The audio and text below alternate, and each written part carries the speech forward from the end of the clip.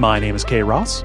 My name is Ben Merkel. And you are listening to Watch Out for Fireballs, a Games Club podcast, where this week we're talking about Satisfactory, which is a simulation game developed and published by Coffee Stain Studios for the PC in 2024. And as you heard, that's not Gary here. It's not. Ben, why are you not Gary?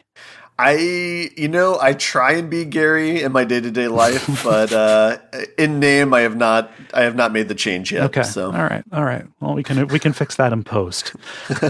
Yeah. Thank you for coming on. Yeah, of course. Yeah. Really appreciate you hopping in. This is a very special episode. I picked the game to do for this, as we do, on occasion, and this is the first of our special guest episodes. We announced these at the turn of the new year, this is a place for us to talk about games that either Gary or I would not generally be disposed to play and cover. So if one of you hates the game and one of you loves it, a guest fills the gap. It sounds like. It's not hate or love. It's just like, I've got no appetite for this kind of thing. I think that like with Gary, he enjoyed Subnautica, which I think is the most similar game we have done to this. But his main complaint was, I felt like I spent a bunch of time moving things around in the fridge, and that's kind of all this game is. Yeah, that is the game.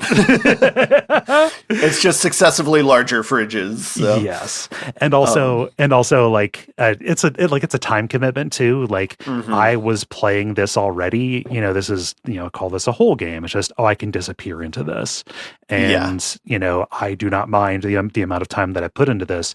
This would be a situation where Gary would probably play like 20 hours of it and get through to like phase 2, and then I would have to book report the rest. Whereas you are broadly familiar with a bunch of the stuff. Like what's your history with the game? Yeah, I was gonna say we should do like our history. I think I've played this game in waves over the course. I know you said it was published in 2024, but this game first came out in early access like what, 2020, 2019? 2018, actually. 2018. Yeah. Okay. Yeah. Because I couldn't remember. The first wave of playing this was a multiplayer experience for me, where it was started in the green grasslands. Just invited a bunch of people in, like once a week, like friend hangout, Discord session, play this game, that sort of thing.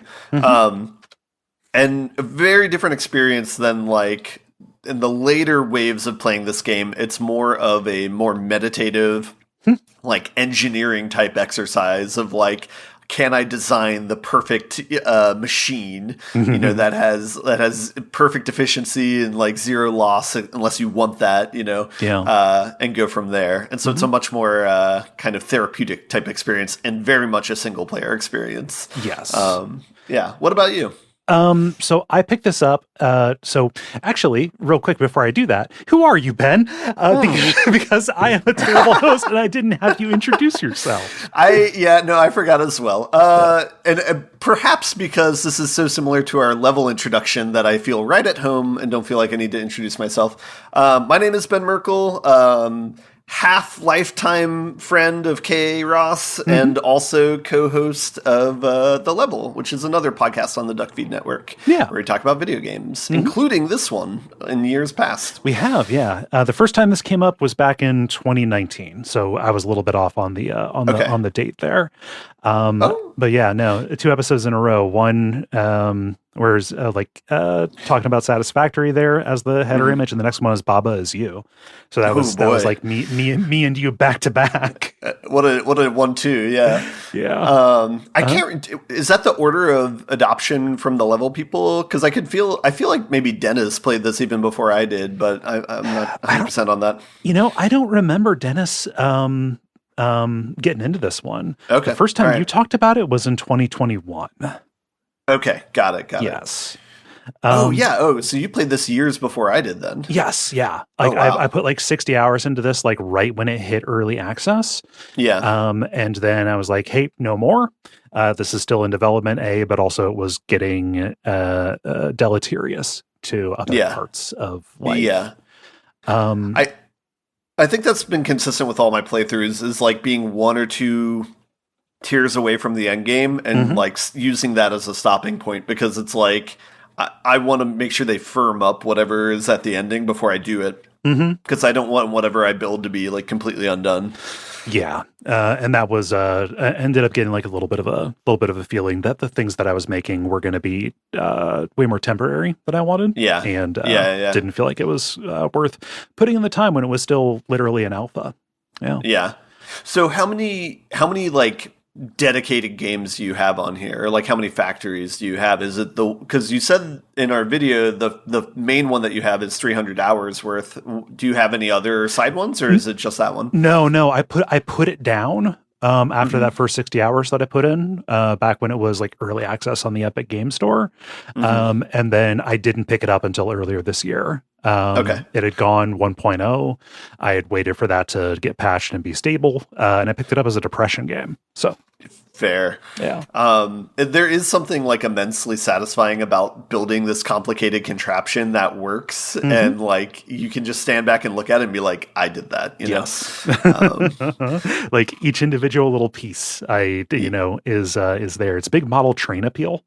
Yeah, I was thinking about that as well. Them adding the trains to the game is pretty on point, because I do feel like this is the virtual version that like our fathers or grandparents would have done physically in their basement, in decades prior. Yeah. So yeah, all the planning and stuff. So in this game, you play as a pioneer in the employ of the morally dubious Fix-It Corporation. You are sent to exploit the resources of this distant planet, Massage 2ABB. Game has a sense of humor. Sometimes it works, sometimes it doesn't. Yeah, I was going to ask. So I guess the 300-hour one that you did? Do you do that when the 1.0 came out? Yes. Or yeah. Okay. So I think your experience with it is more like story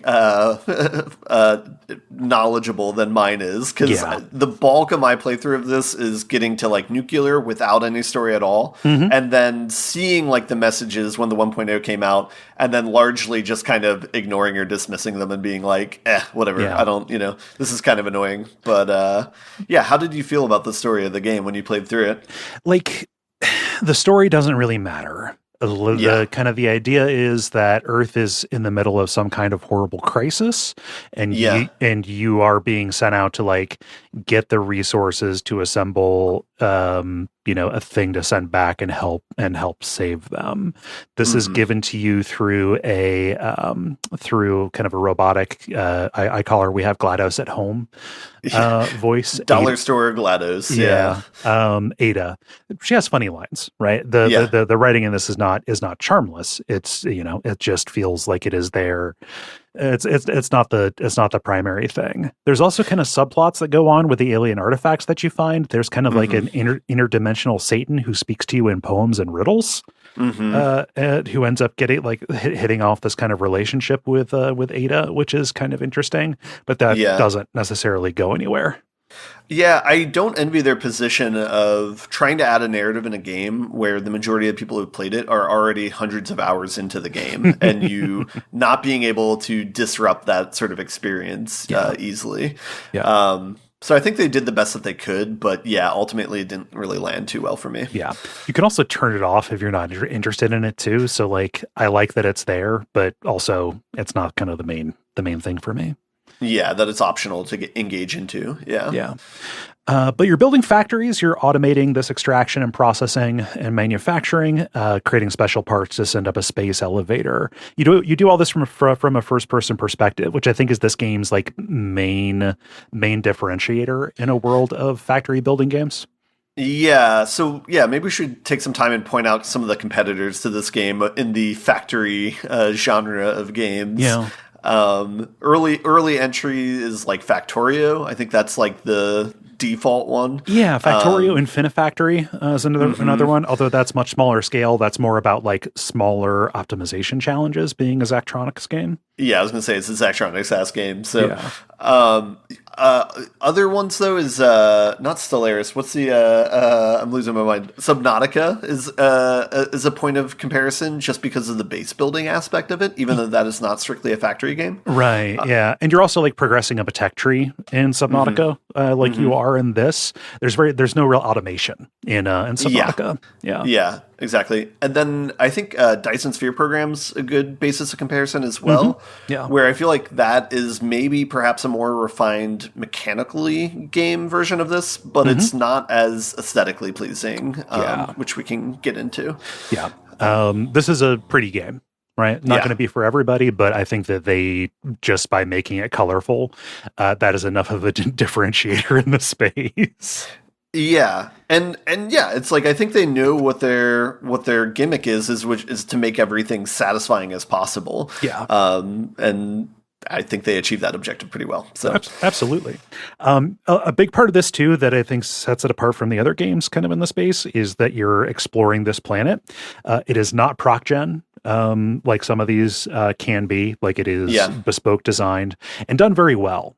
Not just having the different biomes, but like when you're going out and looking for resource nodes, looking for, artifacts to kind of expand your capabilities and stuff, like it is neat to learn to read the space. Yeah, and so this was something that I had on my first playthrough of the game when I was playing with friends, that sense of it, like exploration and discovery that was completely vanished in my later playthroughs of the games, like after seeing like a full interactive map and like being like, where are the pure nodes, like how do I like optimize this completely. So it's like it's interesting having two very different experiences with the game based at the beginning and the end. So you're unlocking these new capabilities. Your structures are going to get much more complicated. You're going to have to account for that. And you're going to have to rethink your approaches. I think so you have history, like you work as a software developer, right? Yeah. I do not, but I am very familiar with the concept of technical debt. Right? Yes. the idea that you're always accountable and limited by your previous decisions. This gets into one of the themes where this game is the closest approximation to software development I have ever experienced, or like the closest like allegory for software development. So, and it's everything, not just, like technical debt is certainly one of the closest comparisons. But yeah, so I think when we were doing tours of our factories, you were showing your main bus line and how at the start everything is immaculate and everything's going straight. And as you go down the line, things start curving a little bit. Things start splitting a little bit. Little sacrifices are made here and there. Like that in a nutshell is what this game is. And to me, that's in a nutshell what software development is as well, unfortunately. Where, it's like you're given an objective, a short-term objective, either for the space elevator or for unlocking new technology. You have these like base milestones that you're completing every space elevator cycle.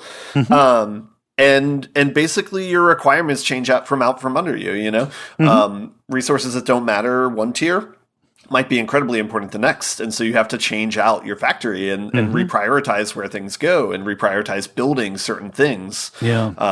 It's like the thing I need for this recipe, that's nowhere near where my factory was. Yeah. What do I do to pipe that in?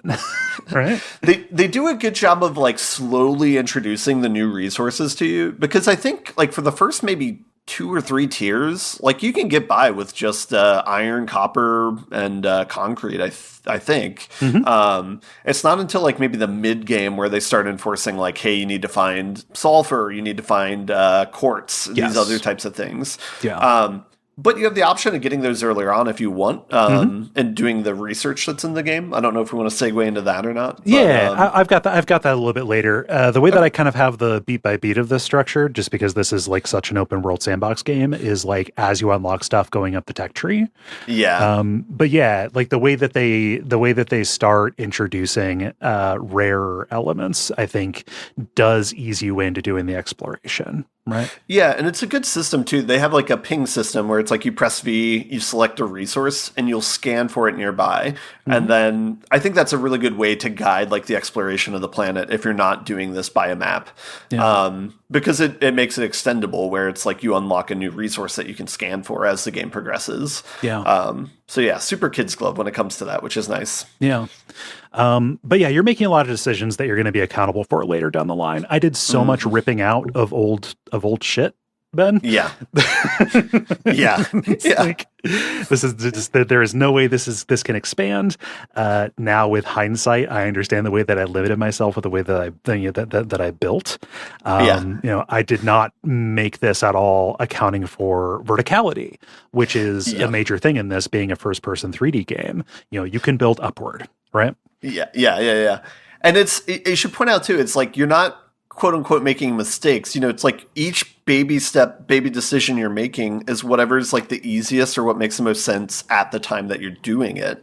But it's when you get this larger scale and zoom out that you're like, oh, all of these okay or kind of like subpar decisions have like wandered me to this path where now it is a not functional factory and I need to do something completely different or refactor this somehow. I fucked up my first family. I need to move across the country and start a new one. Just like, okay, we're gonna let that go there. And we're just gonna go build something new based on what I learned. Yeah. And I should also point out too, we're both talking about a one-player environment where you're only beholden to your own choices. Imagine how frantic it is if you have like 4 or 5 people playing, where it's like, I have no idea what you've just done the last 3 hours. Like, we're making like sandpaper now? What? Why are we doing this? Is that a mod? Did you add sandpaper in? But yeah, it's like it gets even crazier with that, and like it gets harder to sustain as well. Yeah. And then the other thing at this time too is everything is pretty manual. Like you're manually powering whatever factory you're building by like throwing in vegetation and wood into these burners to keep it going. Something that, when I'm talking about this kind of game, Gary and I talk about like different gamer psychographics or different, gamer types. That people have. And when I talk about the appeal of these, he will say like, oh, that's just like way too close to an idle game for me, where, you are, making a number go up so you can do something to make it go up faster so you can hit higher and higher goals. I think that the kind of increased complexity of the demands does make it so you are constantly making very interesting decisions to kind of meet that without it taking forever, right? Yeah. To kind of, this is kind of getting to a point I think we'd get to is the mildest criticism I have for this game is that you are essentially doing the same thing over and over again. It's just with new nouns and verbs. But to kind of go against that criticism, they do make each technology unique enough that you are making different decisions than you have with previous versions of that sort of technology, to the point where it is interesting. Liquids don't exactly work the same way as solid things on a conveyor belt do, but they are kind of isomorphic to one another. But it's similar. You're still dealing with like understanding throughputs based on pipes instead of conveyor belts, but like you're not dealing with waste when you're just doing solid stuff, right? Suddenly you have to account for waste, and the process of learning how to do that and reincorporate it into other production lines and stuff like that is a new challenge. And the things you are doing, connecting machines together with some kind of medium of transfer, does not change, but your understanding of ways to maximize and use the resources and space available does have to evolve. Yeah. I think the closest I get to quit, or the times that I quit this game, are always when I complete a space elevator, and it shows me the objectives for the next section I'm going It's to. so discouraging. I'm just like, what? Like, I just worked my ass off to give you 100 of these things, and now you're asking for 1,000 of them? Excuse me? Like, bye. Figure it out. Yeah. And it's like, oh, I could just leave the machine that's there and then just leave the game on and eventually get those. And come back in a year. Yeah. Yes. Yeah. But also, those parts, like, you also need those to go into the next project parts, right? So, you have to figure out a way to just constantly increase the productivity or throughput. Yeah, once you start working on all of them, it's not as bad as it first seems. But boy, does it hurt every time you see it. Yeah. Yeah. Let's talk about the development history here. Sure. This is an interesting studio. So they're based out of Sweden, founded by some graduates of, I think, Skövde University. Forgive my pronunciation on that. And prior to this, they had some smaller things. They had an iOS game called I Love Strawberries. Their kind of first high-profile thing was a tower defense mod for Unreal Tournament called Sanctum. That had Sanctum and then a sequel. But their most high-profile thing prior to this was Goat Simulator in 2014. Yeah. Kind of a secret Tony Hawk alike.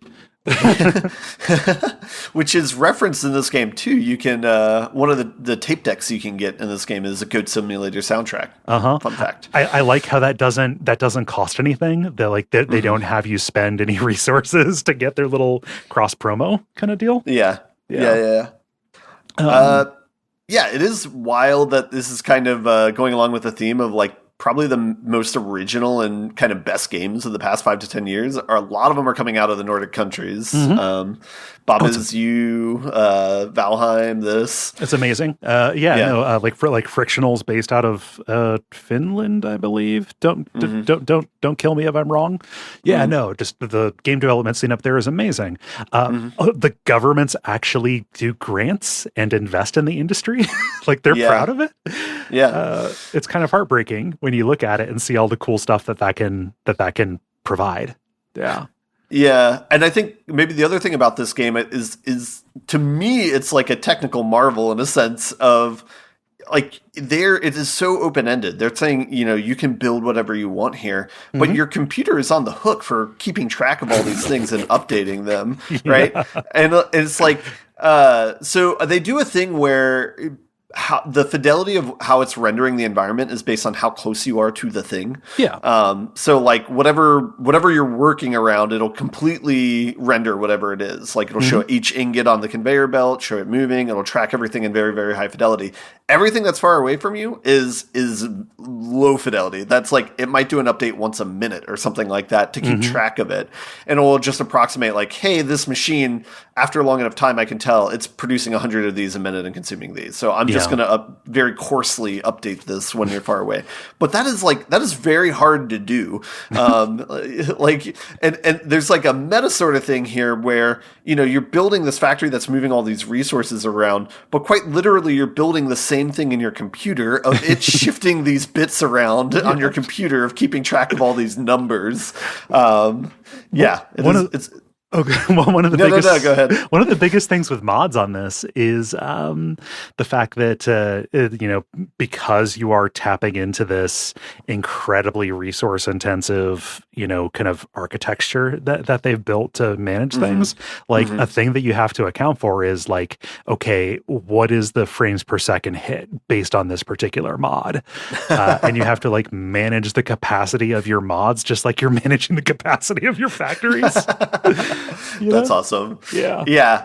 My computer gets quite loud when I play this game. Yeah. They're doing stuff with the Unreal Engine that I quite frankly don't understand. Yeah. Even, admitting my already limited understanding, just like the number of objects that they're keeping track of, even locally, before you go back to them just doing back of the envelope math for stuff that's far away. Yeah. That's another thing too, is they shifted out this game from, I don't know what the first one was created. It was on 4. It was on 4. Yeah. And they shifted to the Unreal Engine like in development. I guess so. Maybe they shifted from like 4 to 5. I guess. Yes. But that's like another thing that's kind of a marvel behind the scenes is that they were able to kind of that they released this game, but B, they were able to shift out and develop all these different technologies without breaking people's games and kind of slowly updating it while you're playing without breaking anything. I think is incredible. It feels like such a different beast than Goat Simulator. Right? Yeah. Like it is a little bit surprising that something this demanding came out of that, a studio that made that really goofy game. I forget if you mentioned it or not. Of this was originally a Game Jam game, right? Yes, yeah. Based on Factorio, but and went from there. But yeah, I can kind of see it. But yeah, it does seem so much more technically demanding than any of their previous entries. So yeah, kudos. Yeah, no, and just like the earliest versions of this, they had worked in Unreal Engine because Sanctum was technically a mod for Unreal Tournament. They're just really kind of familiar with it. This was announced with a trailer at E3 in 2018, showing massive and intricate factories on a strange alien world. If I didn't delete all my tweets, you could probably go back and see me reacting to this in live time, and I was like, "Oh no, oh no!" Just because based on I fell into like Minecraft or something, which has kind of similar vibes, and I'm just like, oh, like they're giving you a space to make this huge factory that's like 3D like this. Oh god. You're just seeing hours of your life be taken away. It is hazardous information that this is out there. It quickly went into early access on Epic Game Store, and a lot of the development happened out in the open. This company communicates in a very fun way. The like little announcement videos that they make about stuff that's coming are humorous. I think funnier than what's even actually in the game. But also there's tons of trolling and like misguiding people too. I know they had two people. I don't recognize their name, or I don't remember their names, but I recognize both of them that were kind of like communicators to at least the Western market of like each of their updates and like what the new tech would be and stuff.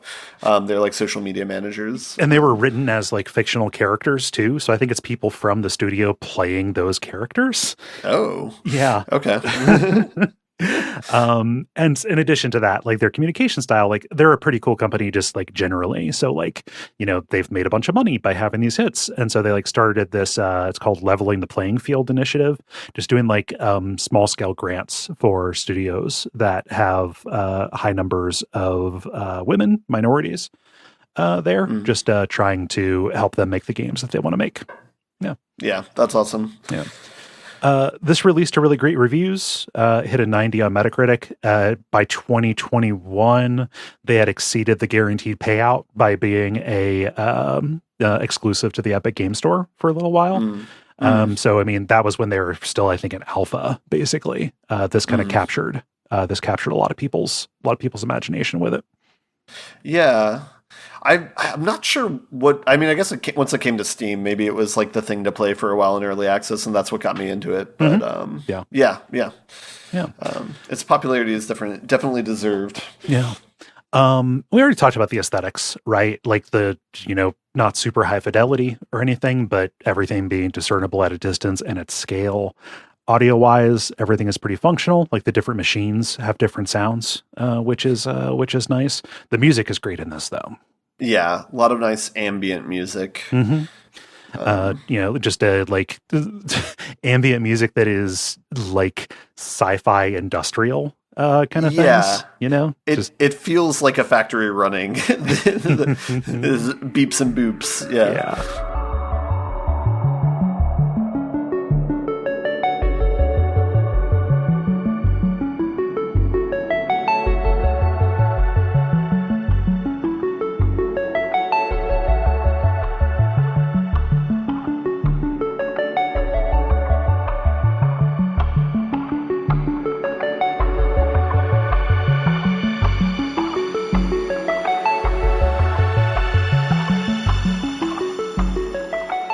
So let's get into it. Let's talk about kind of the different phases and stuff and what is kind of strung around. And we can talk about, I want to talk about the mistakes that we made at these different phases too, because I think that is the most interesting, thing here.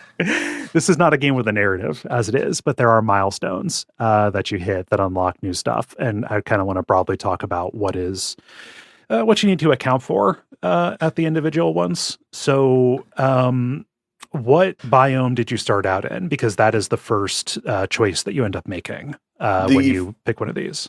The first playthrough, we started in the green grass, like Sonic Greenfield's choice. The Green Hill Zone. Yeah. Yeah. Yeah. What about you? Grasslands. I don't think there was an option when I first played this. I think that you had to start out on the grasslands. And I did that again for this playthrough, just because I was familiar with it. The other options seemed very daunting to me. Like you don't. So like there are a couple of different ways that they end up getting like difficult. And I think the primary axis on which they do it is the availability of resources and also like how difficult the terrain is. Yeah, well, let's briefly go over it because there's 4 different options. To me, only one of them is like actually very, very difficult, and the other ones are just kind of like different play styles almost. Yeah. Where the second option is the one that I showed you in my factory, which is like even though it's a desert, it is kind of pretty resource heavy, where it's not that bad of an option. The Rocky Desert is considered to be like the optimal place to start. For a beginner, just because of the prevalence of really high, the prevalence of very good resource nodes, and also like the relative ease of terrain. Yeah. And it also kind of splits the difference. It's about the same distance away from where you'll probably want to do like oil and coal, like mining in the mid game. The grasslands has a lot of flat open space. Also, like even compared to the Rocky Desert, like the alien enemies are not that big of a deal there. Yeah. Everything's just kind of Goldilocks about it, but there are not a lot of pure resource nodes that are available there, including the nodes are Goldilocks as well. Yeah. Yes. Yeah. So when we're talking about the quality of the nodes, like places where you can set up miners, like they go from impure to pure, impure, normal, impure, and that determines how many resources, how many like pieces of ore you can get out per minute. And this makes a big difference in your builds of like what's attached to it, because certain factory setups can only really work if you can get a certain amount of resources out of it. Right. So yeah, and then it becomes even more pronounced later in game when you get higher level miners that multiply that effect. So right. So like because the different levels of miners double the output, starting from the base. So like an impure one can give you 30. When you double that to 60, they double that to 120. If it's a pure node, yeah. Yeah. Or no, just on the Mark III on an impure versus a pure, which is 120 and then 240 and then 480. Yeah. And then the other thing too, why this is important is because each miner has a certain power cost to it running. Yeah. And so that's a very tangible cost early in the game, especially when you're manually feeding like the power. Yeah. So that's another reason why it's important. Which kind of leads to the third option of where you can start off in the game is one where, as you're mentioning, the terrain's a little bit tricky there because there's a lot of like archways. It's really like rocks. It's upsy downsy. Yeah. But the trade-off is there's a lot of pure nodes there as well. Yeah, the Northern Forest is what that biome's called. Yeah. The last option seems to be the one that's like if you're sadistic and really want a hard time starting off. And that's like, I think that's where all of your nuclear waste was, is the last option. Yeah, the Dune Desert. So like the Dune Desert is interesting because it is like the flattest of all of them. So you're not going to be trying to build around a bunch of stuff, but the resource nodes are few and far between. Also, water is a real concern there. There are not as many bodies of water for when you need to start pumping out liquids. I will say, to the credit of this game, I'm glad that there's not like a survival meters and this sort of thing where it's like you need to drink water and eat food every so often. Right. That's nice. Yeah. There is like plant matter you can get, but that is for like healing mostly. Yeah. So you start with this tutorial, like you drop into this atmosphere pod, and you get narration by Ada. Again, Dime Store GLaDOS here, playing this orientation video that glitches and skips over the important stuff and like some dangers you might face, and then skips and get there. I love their slogan, "Fix it." The corporation you're working for, short-term solutions to long-term problems, which is exactly what this game is about. The ethos of the game, yeah. And also it says, congratulations, you're the third in your region to survive planetfall. As you explore the planet here, you're going to find wreckage of other drops that failed. It's one of the main kind of collectible resources you can find. So they've been sending people to this place forever. You're the first that's stuck. Very Subnautica coded there as well. And you're working to find a way to save Earth. Is the broad excuse here. Yeah. This opening part is basically tutorializing you through the first milestone of the game. Yeah. And kind of holding your hand for it and making sure you don't get too lost. But it's telling you what the basic loop of the game is, which is you need to set up some way of getting these resources out of the ground. You might need to put them in some sort of machine to refine them. And then you need to bring them back to base, press a button that makes you feel happy, and then you'll have a new objective. press a button. I just need some dopamine for fuck's sake. Yeah. That's what that red button is, man. Yeah. I think it's smart that it shows you, and in phase 1, there are 5 phases in the game, and there are 10 tiers because you start at tier 0. You start not being able to automate anything. You have to do, all of your crafting, at a bench. And something I think that is very smart about this is that doing things by hand is actually faster than using than using a building to do it. Yeah. But the problem is it takes up all of your attention.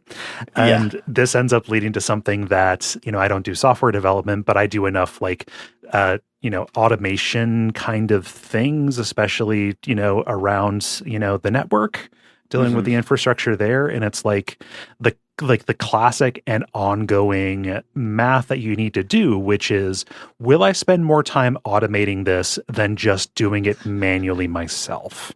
I think about this in terms of my salary of am I creating more worth than what I'm being paid? Yeah. But you're doing everything manually. You can't construct anything really. And you're trying to set up your hub, kind of your home base here. We're going to be sending up your milestone goals. And then tier 0 ends with you finally building the space elevator. Yeah. And that's a pretty big showing when you construct that, seeing the resources fly to it. And it is it's so massive. It's by far, it's probably the biggest thing you'll build in the game too, which is kind of awkward. Yeah. You can see it from across the world. I think they justify it because you're just building the anchor for it and the space elevator connects to it. So that's why it takes so few things compared to its size. Yeah. But that's a great way to kind of open up the game to you and then kind of let you start to go free and explore on your own. Yeah. And for exploration, that space elevator is great. You don't start with a map. You just have your compass. You have to unlock the map at a certain point. And having the space elevator to help orient you is a genuine help. Yeah. Because they could have not had that because they already have it on the mini map, right? But just having the visual thing to look at. I found out, I don't play much Minecraft, but people literally do this in Minecraft where you'll build a stone pillar that's extremely tall so that you can see that from all over the map. So it's nice that they do this for you. Yes. It's a very smart design. At first, your only source of power is the biofuel burners on the hub, and you're going to be feeding leaves and shit into it. Yeah. So you can walk around and pick up logs and leaves, which is satisfying in a way to kind of clean up the area that you're working in and make it tidier. So there's a nice dual use there. And advancements in that where you can eventually saw down trees and stuff like that. But it is a very manual process and you hit the cap pretty quickly. You do. Do you remember the episode of Futurama where Bender goes, he doesn't want to be updated. So he runs away to this island of obsolete robots. Do you remember that? I don't remember that one. Okay. So it's a bunch of there's one who can only speak through little tapes, it's like a tape unit, but there's one of them that's powered by a water wheel.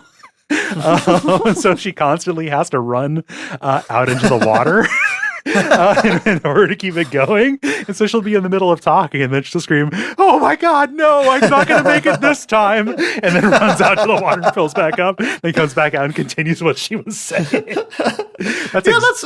That's about the experience here. Yeah. Because it's like, okay, I need to constantly keep this fed, because if it runs out, like I'm going to have to go back and feed it. All of my production's going to stop.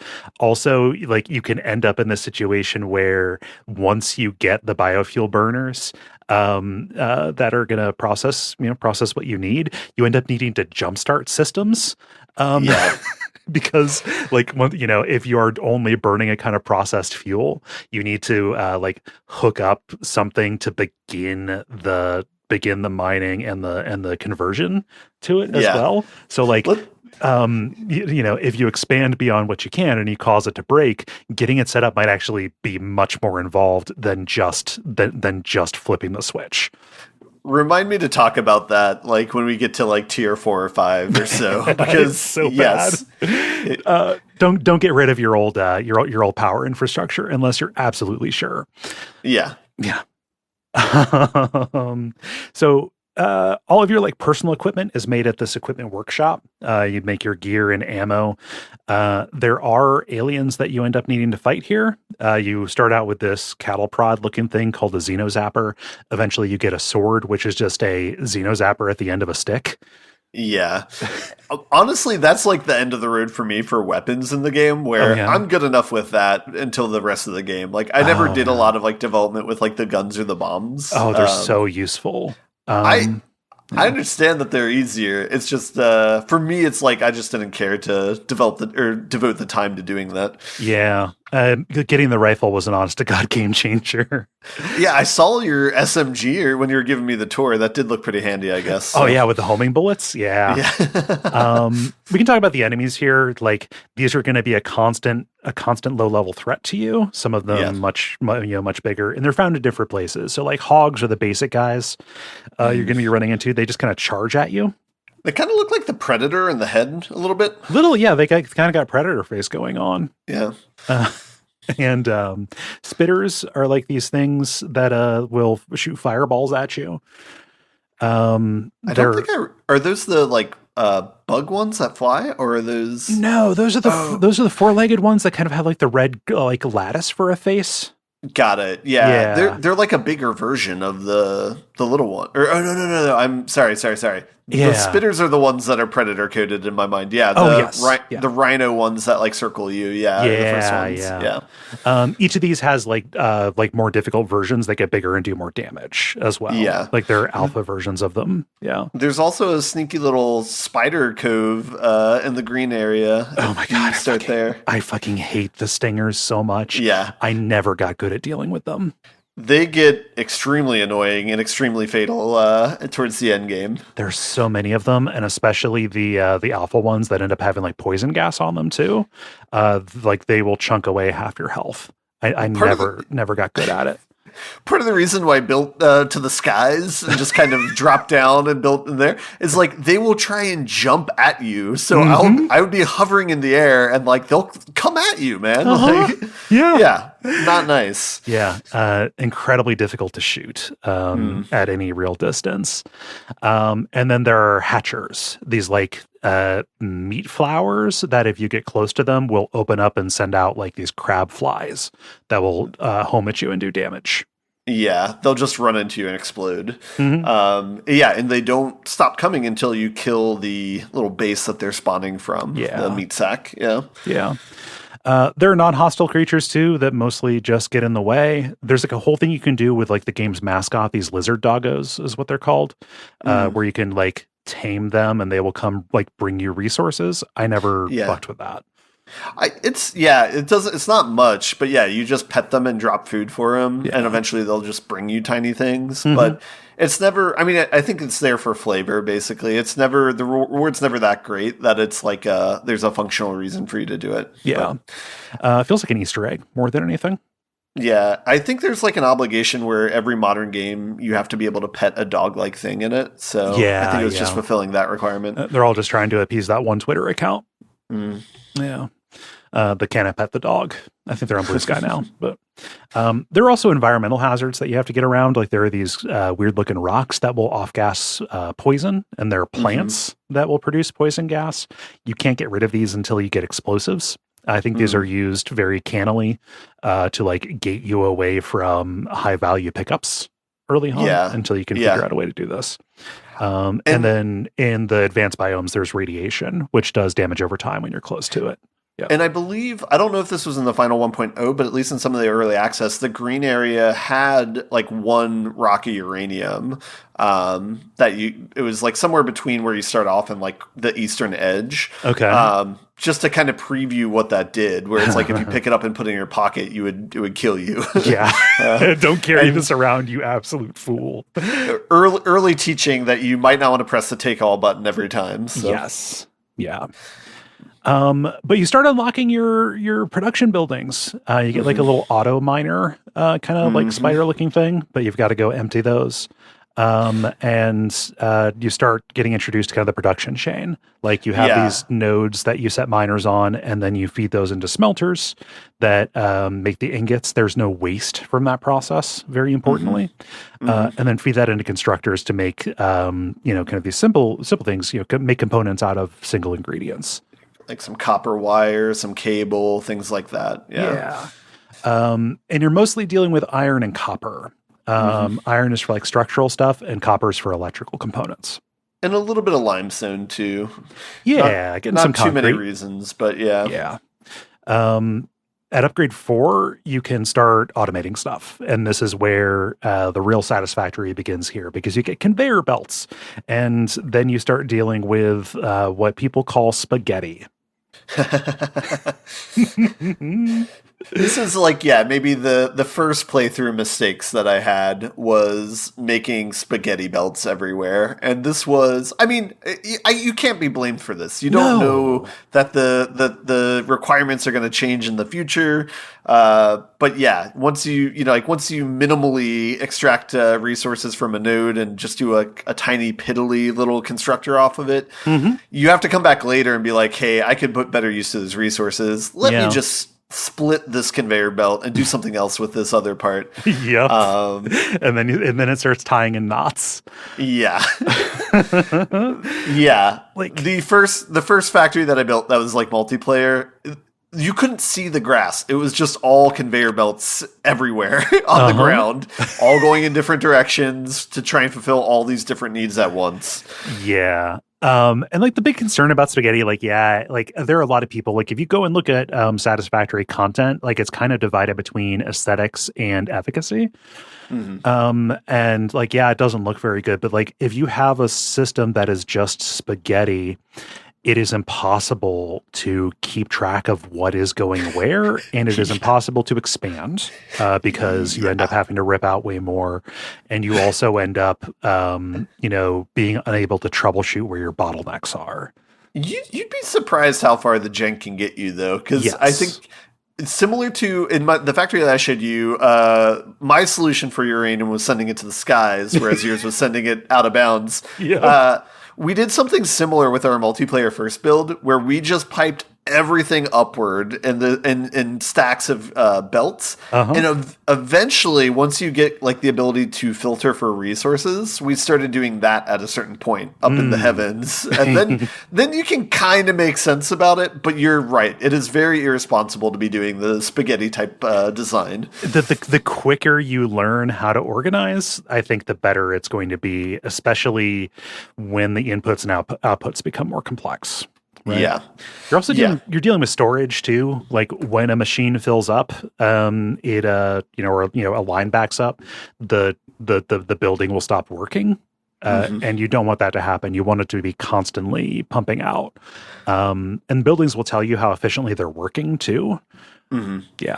Yeah, that's kind of like the high level play of this game is like when you take into account how many resources you're getting per minute from each of the node, and then you've built a factory that consumes exactly that amount and produces a certain resource at a certain frequency. Yes. And that's kind of the mental space you get into in kind of the late game of playing this, as far not necessarily late in the game, but like the after you've played this for hundreds of hours. That's kind of what you're thinking about. Yeah.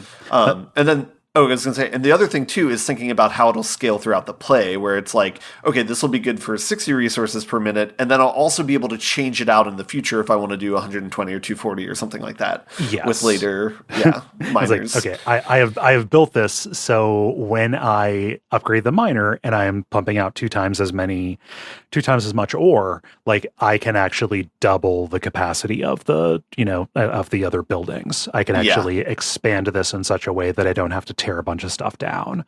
Like you end up like starting to be able to plan for your do favors for your future self. Yeah. And this kind of jumping ahead to one of the texts that you unlock of blueprints. Do you think it's almost a mistake that they don't give you blueprints earlier in the game to kind of teach you that better behavior, or do you think it's a good thing that they make you make a lot of like short-sighted decisions early on and then come to a higher level of play later? I'm ambivalent. I think that the earlier you learn to use blueprints, which is just it gives you like a special building where you kind of build a template. Basically, like I'll build a little factory in here, and then you can save that, and then your build gun will let you just build that automatically. So it's like, okay, instead of laying down every single belt and machine, I can just put out just all in one place, everything hooked up, and then I can just hook the blueprints together. I think that learning that early is good. I also don't know that somebody who is just coming to this and still at the spaghetti phase, especially in tier 0, like I don't think that they would know what to do with it. So you can tell I feel a little bit sensitive about showing my Satisfactory, but just in thinking about it, I know I realize that I'm missing blueprints because I only had 3 or 4 when I showed it to you. But I know that I built factories like in other parts, like that made like cubes and that made like other things that were not represented in my blueprints. So let the record show that I used blueprints more than it appeared, at least with my factory showing. Yeah. And also, like, anytime you get into stuff where it's like, oh, am I doing this optimally? Also, whatever works. Yeah. So it's like, I don't know, man, this doesn't have to be pretty. I didn't do anything with aesthetics, really.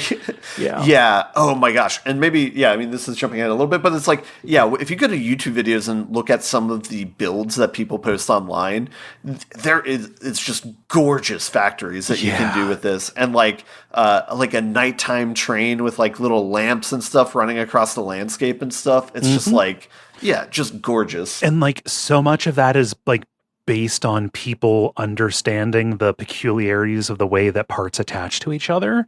So like they're using beams and foundations to do things that are frankly, again, way too fiddly, but it's like, oh, how are you making that like road curve so eloquently? And it's like a 60-step process that people have just internalized how to do it. Yeah. But the nice thing, at least with the blueprint system, is you only need to do it once, and then you can kind of stamp it out later. But anyway, we're not to blueprints yet. We're back in the manual stuff still. No, we're back at this. I do want to talk about how much the game has changed though, because back when I played, there were no conveyor lifts. Yeah. That was a quality of life add, and I think that kind of what lended to the spaghetti, right? Because you could just spiral conveyor belts upwards. Yeah, in this like tornado of resources. Yeah, you would have to use the like the conveyor frames like used for making buses, right? Just like a very nice way to stack them, and then you would have to like set them just the right distance apart so you could loop a conveyor around to raise it up. We're recording this before 1.1 is released, and games are constantly changing under us. But one of the things that I desperately wanted from 1.1 that they're going to be adding is the ability to split off of a lift. Yeah. That's nice. Like what you have to do in order to make a very vertical factory, if you're going to be doing anything with splitters and mergers, is fucking heinous, actually. Yeah. I want to name check one YouTube channel called Let's Game It Out, where they lean into the spaghetti belts and will build so many belts that they turn into structures themselves. You can see images or videos of this online of Yeah. belt art. The primary creator that I ended up looking at to understand how this stuff works was Total Eclipse X. A lot of their stuff is aesthetics focused, but there is just enough in terms of like efficiency and like broad planning that ended up making I would sense say for me. they have a good split because they'll show really good factory builds. I think that's a lot of the Yes. things that I followed from them. But then, yeah, they also do like guided tours of both their and other like factory setups that are just like, yeah, really, really beautiful. And very good and well explained step by step stuff too. Yeah. 100%. So you get to tier 1 and the space elevator is built. And then you start getting into these sections where within a phase you have multiple milestones, and each milestone unlocks a different kind of a different piece of technology for you to use.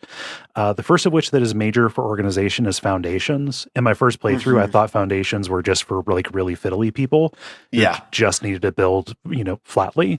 The thing about foundations is that is the only way to get things to snap to a grid. Yep, and it's a way to unlock verticality very easily too, Yes. right? Because the first playthrough, before you kind of like realize that, like when you're exploring the environment and stuff, verticality is an actual challenge. Like you have to look around for how you can get the places, and I think they accommodated this too, where it's like there's cave structures and stuff that you go through that also serve to get you to like the top of the map. Throw that all out the window once you have enough cement. You just build a ramp to the sky and then go wherever you want. Nothing needs support. Like there's no way for anything to collapse. So just the things that I did that were complete just abandonments of reality, like getting around. You can build ladders and you can, build it as high as it'll go. And if you run out of iron rods, you can just delete the ladder beneath you to like kind of like keep going up. That's another telling euphemism for the game, I think. Just Wallace and Gromiting your way through. Yep.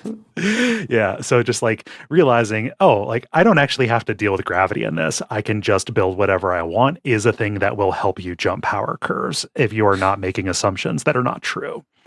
Yeah, I think this is like a big branch between a game like this and a game like Valheim, where it's like gravity and stress is modeled and you're kind of very restricted by that. Yeah. This would be a very different game if they tried to enforce rules like that. So much so. Yeah. Yeah. But you're building stuff with foundations and walls and also getting splitters and mergers at this point. Splitters and mergers is huge. Yes. Because that's what allows you to make like more equal divisions so that you can have like wasteless factories where you can turn like 30 rods into 15 and feed that in somewhere else and have an exact amount you need per minute to make whatever, rotor or whatever. When you're laying stuff out on a grid, it almost feels a little bit like you're designing a circuit. Like you are from like first principles almost making like XOR gates and stuff. Yeah.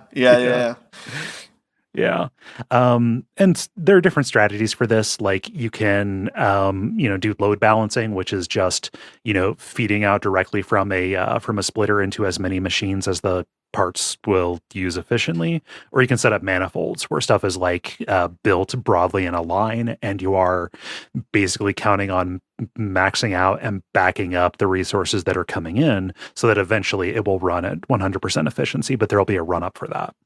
Yeah, I think this happens a lot when you're doing like the advanced plates, which is like one of the early goals. Yeah. Because the ratios of like how you build things like is purposely like things aren't evenly divisible by one another. Yeah. And so you have to do this thing where it's like you take 4 things, merge them together, and then fan them out into 6 so that it can flow into 6 assemblers at like the right clip. Yeah. But it kind of like points to this early game mistake you have of building these massive things instead of building some like a small, because you don't have blueprints at the time. But if you did, you just build a small thing that works and then stamp it out like 5 or 6 times and then do it that way. But, just that quick replicability is good. Otherwise, you're spending all of your time connecting belts and power and stuff. And I think in my first like 2 waves of playing this game, I kind of fell into that mistake pit where you're making like 15 assemblers and 20 other assemblers doing the next step and then 30 the next step and like just sending them down the line as opposed to trying to factor things out into blueprint form.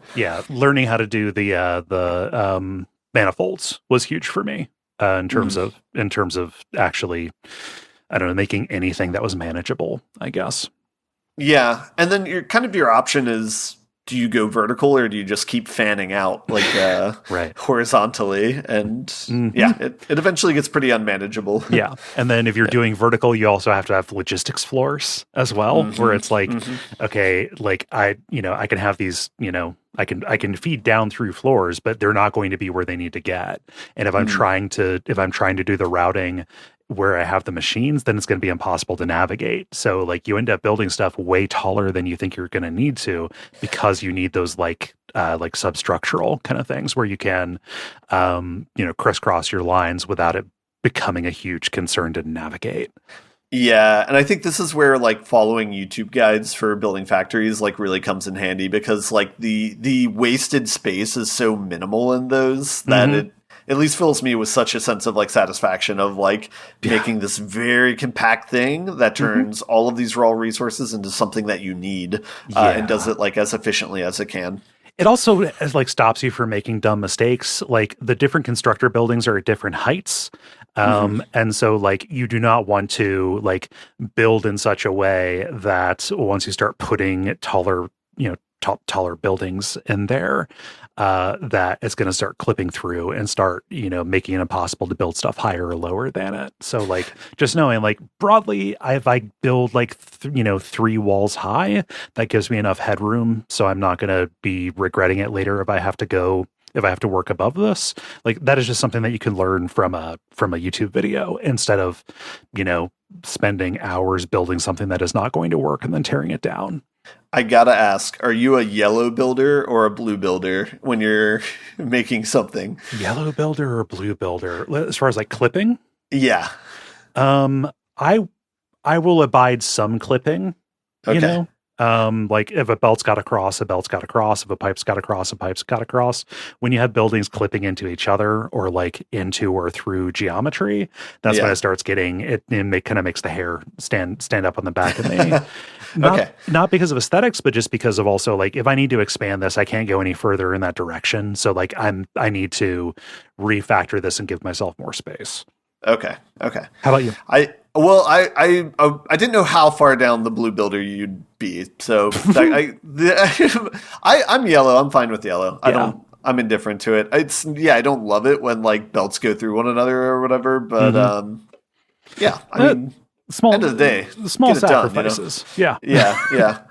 But again, it kind of goes back to like seeing a pre-built factory for you. Like they'll probably go through great pains to make sure there's minimal like yellow as possible, or even if there is yellow, for those who don't know, yellow means clipping, where it's like the object that you're building might slightly go through, or very drastically go through another object. Yeah. And I think the people who make the factories would go to great pains to try and minimize the amount to which that happens. So if you're making a factory to show other people, it's kind of like, do not share a picture of your desk with any visible cables, because there's going to be some guy, it's always a guy, who's going to come in and just rip into your cable management. It's like, I'm 30 or 40 years old. I don't need this. Yeah.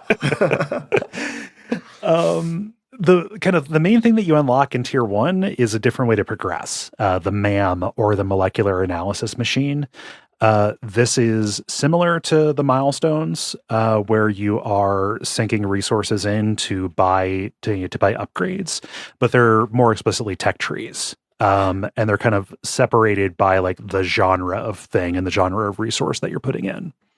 And what's interesting about this is like the things are largely optional for what to engage into. A lot of them are like quality of life, but I don't believe any of them are critically needed for like if they're needed for the space elevator, they're needed like maybe 2 or 3 stages down the line. Yes. So like you can unlock them and jump the power curve when you get to a point where you need to make something out of Caterium, the gold, like the super circuit resource, it will unlock for you when you reach that milestone. It'll say like, hey, here you go. You're going to need this. We're not going to require you to go in and make the investments into this. Same thing with the strange alien matter when you get to tier 5. Okay. Yeah. I didn't know that. Yeah. That's cool. Yeah. So it's kind of in that way, but like, you're going to be finding this stuff when you're exploring, and you get genuinely cool stuff. Like Yeah. when you're finding these hard drives on crashed shuttles, sometimes you have to power them. Sometimes you have to put in particular resources. Also, there are high level parts scattered around them too. That'll help Yeah. you. If nothing else, you can sync them for stuff. Yes. But these give you hard drives which unlock alternate recipes, some of which are just like less efficient ways to make things with fewer parts. Others of them are fucking necessary. Yeah. Like the way that my factories changed after I found the cast screws recipe, where like to make screws, I do not have to go through the intermediate step of making iron rods anymore. Yeah. You know? It's huge. And another thing too is it's not necessarily a more efficient recipe. Sometimes it's just like higher throughput, where it's like if I just want to make more stuff and I have the resources to do it, and I can do it like more quickly. Like some of the resources or the recipes are good for that as well. Yeah. You know, or it's like part substitutions. Like, okay, I'm bottlenecked to plastic, but I have more rubber than I know what to do with. I'm going to unlock the thing that lets me make circuits out of rubber, right? Yeah. The other ones, like alien megafauna, that's related to alien meat. You heal yourself with inhalers, which is amazing. It's like the nutrition vapes from On Cinema at the cinema.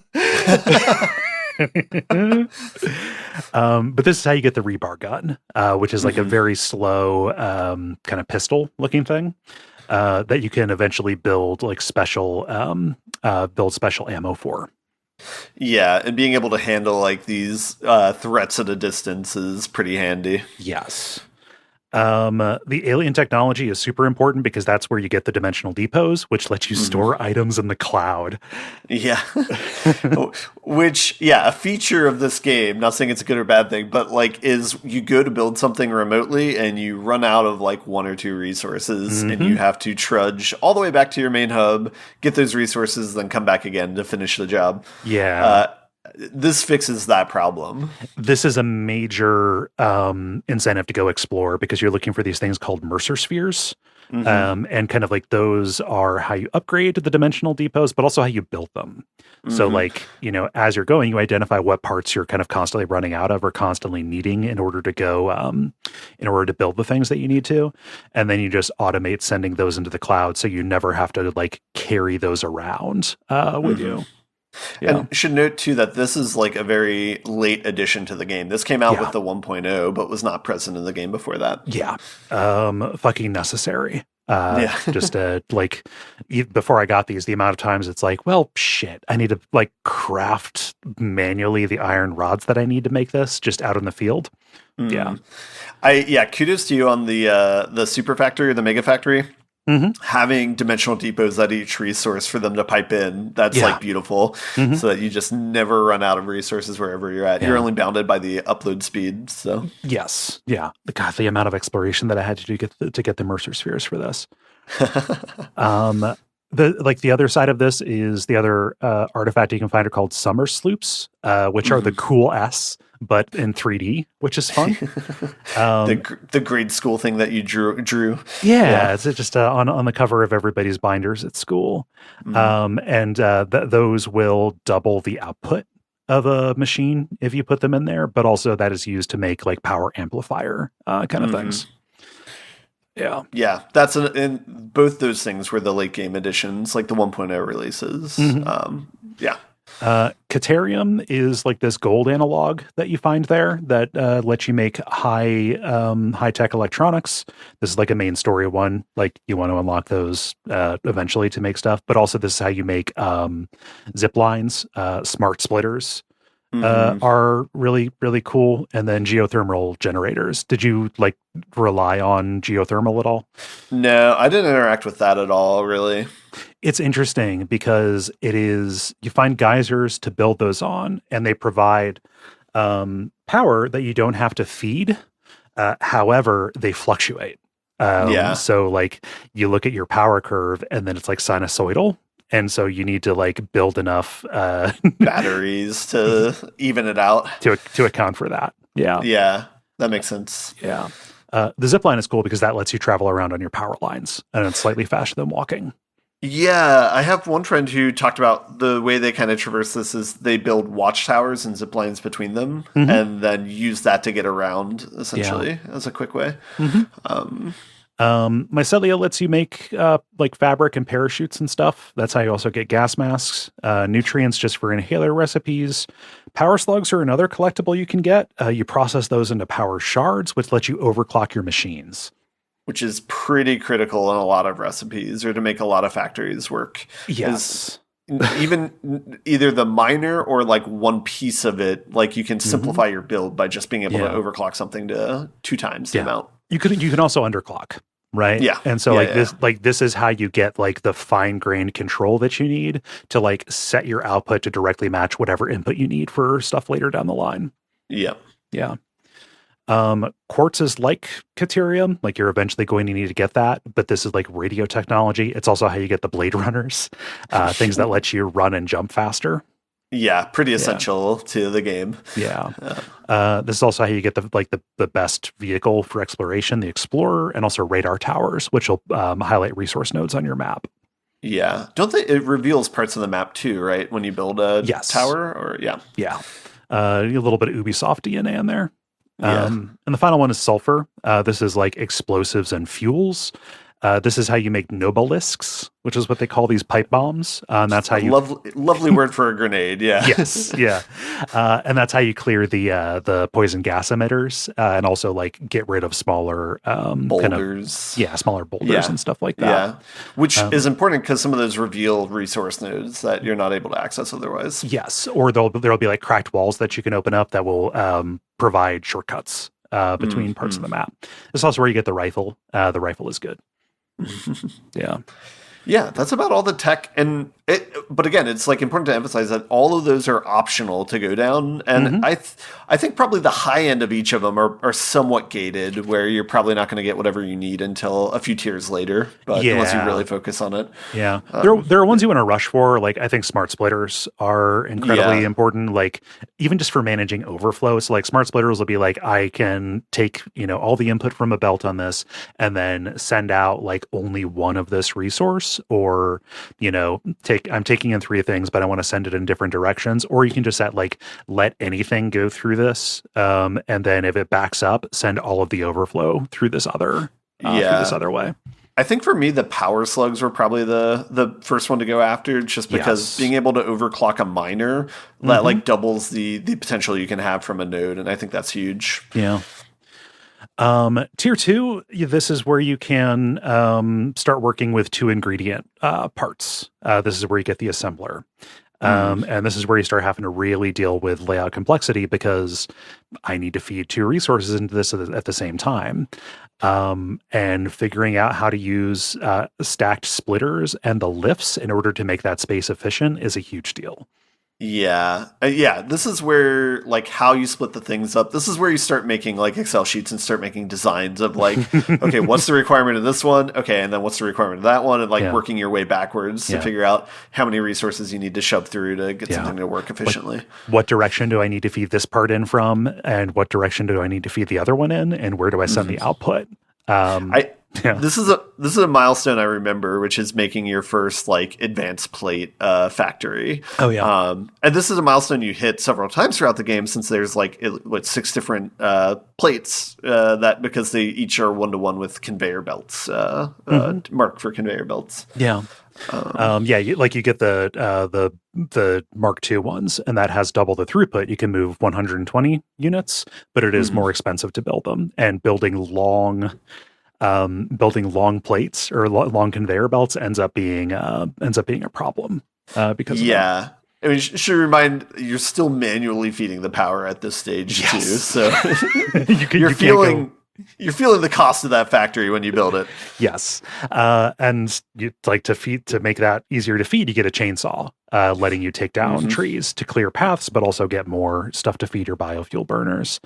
There's a wonderful little factory design here where you have 2 constructors and you have a storage that feeds into them, 1 grass and 1 wood. It turns both of those into the whatever the refined like biofuel is or whatever. Yeah. It feeds into a constructor that gives you the biofuel. pellets? Yeah. That's kind of essential at this stage if you want to operate efficiently. Yeah. Yeah. And just kind of building those two different lines, so I have it's almost like separating your recycling. It's like, okay, the wood goes over here, the leaves go over here. I don't have smart splitters yet, so I have to keep them separated. If I mix them up, then the entire line stops and my whole factory powers down. Yeah. So this is one of the things I love about the game too, is kind of the emergent things you can do in the game. So to mark storage containers of which one you put in which, you can just drop a single resource on top of the storage container. Yep. And this is before you have any signs or billboards or anything like that to do this sort of thing. But it's great that the mechanics of the game support that sort of thing. Yeah. Previously you would end up needing to put a a little output from it, so you could just see what resource was coming out to a dead end conveyor belt to label what was where. Yeah. You get the signs through the Awesome Sync. This is where you can send excess resources to be processed into little arcade tickets to be spent on buildables, mostly customizations, but there's really important management and logistics stuff in there too. Yeah, you can get half pipes and the car to run up and down the half pipes with this. Yep. Pretty critical for me. Yeah. And then special mounts for conveyor belts and pipes and stuff. Power outlets. Yeah. If you're into the fashion of the game, this is where you want to be, because this is where you can get lights. This is where you can get kind of signage and decals and stuff like that. Materials for the factory that you have. Yeah. Pretty essential if you're looking into the aesthetics of the game. Yeah. That's also organizational too. Okay, if I need to know that this is a primarily copper production line, I can just paint it all copper. Ooh, yeah. And be okay, yeah, at a distance. You saw that in my factory tour, where just all the different train stations, it was I don't want to go up and inspect these. I just need them to be colored for what color ingot is going into them. Yeah, and you made really good use of your signs on your tube build, where it's you just have a sign saying hey, this goes to the factory, and having an icon for it. Yeah. I think I used it functionally in the blueprint builds of identifying what resources should go into the factory that you build, the factory cube. Yeah, I found that helpful. I would not have thought to do that, to color the wall for what needs to be fed in where. Yeah. It becomes more essential when you start having 3 or 4 inputs into a factory, but yeah. Yeah. And you're dealing with multiple inputs now because this phase ends when you produce smart plating. They can't be made manually. You have to automate it. And it requires reinforced iron plates and rotors, both of which require a shitload of screws. Yeah. A lot of iron and all the iron derivatives at this stage. Yeah. And that takes us into phase 2, where we need to make versatile frameworks and automated wiring. And this is where you unlock coal power. Is that correct? Yeah. This is where you start getting coal, and this is where you start dipping your toe into needing to manage fluids. This is where I rush to anytime I start a new game. Is I try to go as quickly as possible to get to here, because this is where you automate power and you don't have to worry about doing that anymore. Right. You told me to make a point to bring this up when we got here to talk about, because it was when I was talking about needing to jumpstart a system. Yes. That's when you need to do this, because getting the miners powered, if anything goes down, I had to keep a biofuel burner there to get it started. So this is going to a mistake in the first playthrough I had as multiplayer. We were maybe a little bit beyond this because we had fuel generators and stuff like that. Yeah. But sprawling over maybe, I don't know, a third of the map or so was our factory. Yeah. And the power trips. And it's not enough to just unhook the machine that was causing the power trip and try and turn it back on. Nothing works anymore. You don't have any more power. You need power to generate the things that are generating the power. And this hard stopped our build in the game because it became too much of a burden to try and figure out how to unhook things and how to build things to start up the things that were powering our factory mainly. It was to the point where it's I think we spent a couple hours trying to figure out how to do it, but then by that point, the game was no longer fun for us. And so we were just I guess we're done. That was fun while we played it. And then that was the offboarding point because it tripped and you couldn't figure out how to get it back up. Yeah, so that was the unceremonious end of our first wave of the first playthrough of the game. There are different strategies for that. Like there are people who say you need to have separate grids for like the different biomes and stuff. I kept everything on the same grid and then just learned how to deal with it, mostly by keeping the biofuel burners there to jumpstart. I think there's like an analogy here where it's like if you grow up without having access to a stable supply of food or whatever, you become very fearful of it as an adult. Yeah. It's like I would build the next tier of power as soon as I could because I was so afraid of losing power and then hard stopping the game after the first run through. And that's why you could see the battery reserve that I had at my current factory. Right. It's like I want hours of notice ahead of time if I might run out of power. Yeah, I need cushion, right? Like I built myself 20 minutes of cushion. Like that was enough for me to go and like fix stuff without needing to go and jumpstart stuff. But yeah, like having the ability to, work for an hour before you have to deal with it is super important, I think. Yeah. The achievement name for like the first time like you cause the power to go down is very funny. It's called New Fear Unlocked. It's like, oh no, you're just like constantly like monitoring the graph to see. Like the other thing about the coal power too is just like you can automate it, but also the throughput is higher. Like the actual capacity of the power grid, like per generator, goes up. Like beyond, you have to make so many biofuel burners to equal what a coal power plant can be. Yeah. It gives you buffer for everything you need to do in the next like stage and a half of the game, at least. Yeah. So, those generators require water. This requires you to find sources of water from these pumps. And you're learning about the need for, I forget what it is, like head capacity, something like that. Of like being able to lift the water? Yes. Yeah. Head lift or something like that. Where gravity matters in the pipes. It does. It's the only time that it matters. And you end up needing to like get power out to pumps in order to get it up if you have any rise built into it. Yeah. I was going to say, it is nice that most coal deposits are typically near a source of water. So at least they give that generosity to the player. It's designed very intentionally for that, I think. Yeah. With coal, you can start using a new building called the Foundry to make steel ingots. These are used for structural kind of like advanced parts, beams and pipes and stuff. And suddenly I need to feed the output of 2 miners into one of these to make a smaller amount of this higher quality material. And this is kind of a preview of where the game is going to go for the rest of the game, which is we're going to give you a new builder with slightly different input requirements, but you need to use it because the output is a resource that's required for the space elevator or later technology. And it becomes super important to Prospect because where you build your factories now, like unless you want to spend the resources piping coal over to your iron or iron over to your coal, you end up like, okay, I need to build my steel facility like between or nearby where good nodes exist for the iron and coal. Yeah, and this is where like min-maxing the map comes into play because it's like now you're scouring the entire map. If you use the one that's like online to be like, okay, where are the best nodes in close proximity to one another so that I can make the optimal like encased steel like factory. Yes. And that typically informs where you're going to build. I'm going to triangulate between the limestone, the coal, and the iron to make the encased parts. Quite literally, yeah. That's the places where I guess I'm lazy in the sense of I'll go where the nodes are and I'll do all my processing on site or whatever. Yeah.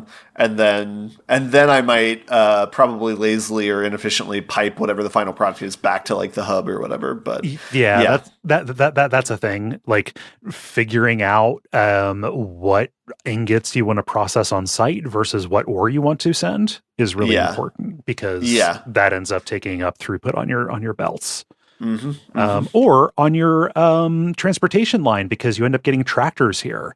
and you get truck stations, and you can like set autopilot routes between them and move higher quantities of things without needing to build Conveyor belts. conveyors. Yeah. Yeah. Did you mess with the trucks much? I found them to be too janky. Yeah.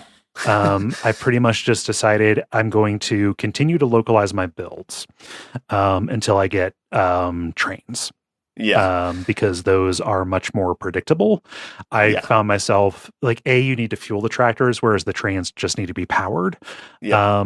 And tractors and trucks I would just have to, like keep an eye. Babysit them. Yeah. Yes, because you would see the little, on your compass, you would see the little exclamation mark, and it's like, okay, I need to go and get them unstuck, and then reprogram the route, and then see if it goes any better. Yeah. Yep. Yeah, it's almost like it's there as a preview for how good the trains will be. Like they're giving you a bad experience so you feel better about the non-bad experience. Mm-hmm. I did not really interact with them as much. Around this stage is when I started doing the hypertube cannons. Yes. And that's a pretty big unlock, because that allows kind of pretty fast transportation around the map. Yeah. Hypertubes are in tier 4. This lets you make your own little personal transportation networks.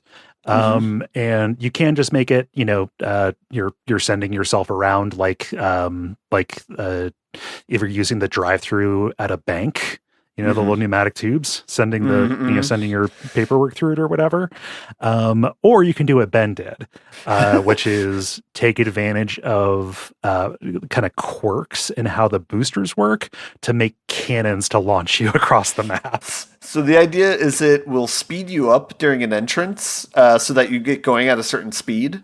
So the idea is if you kind of jankily build where you put a bunch of entrances back to back, and you have to kind of trick it because you have to build like the tube entrance first and then delete that, and it'll still remain as like an entrance to nowhere. And you basically stack those back to back to back. And the idea is you'll accelerate through them, and you can do some cool stuff with this, where the last tube is basically where you're pointing, where you want this, the cannon projectile want to go.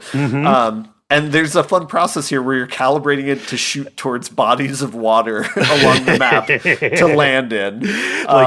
You plausibly could have the parachute unlocked here, which has its own like little physics quirks.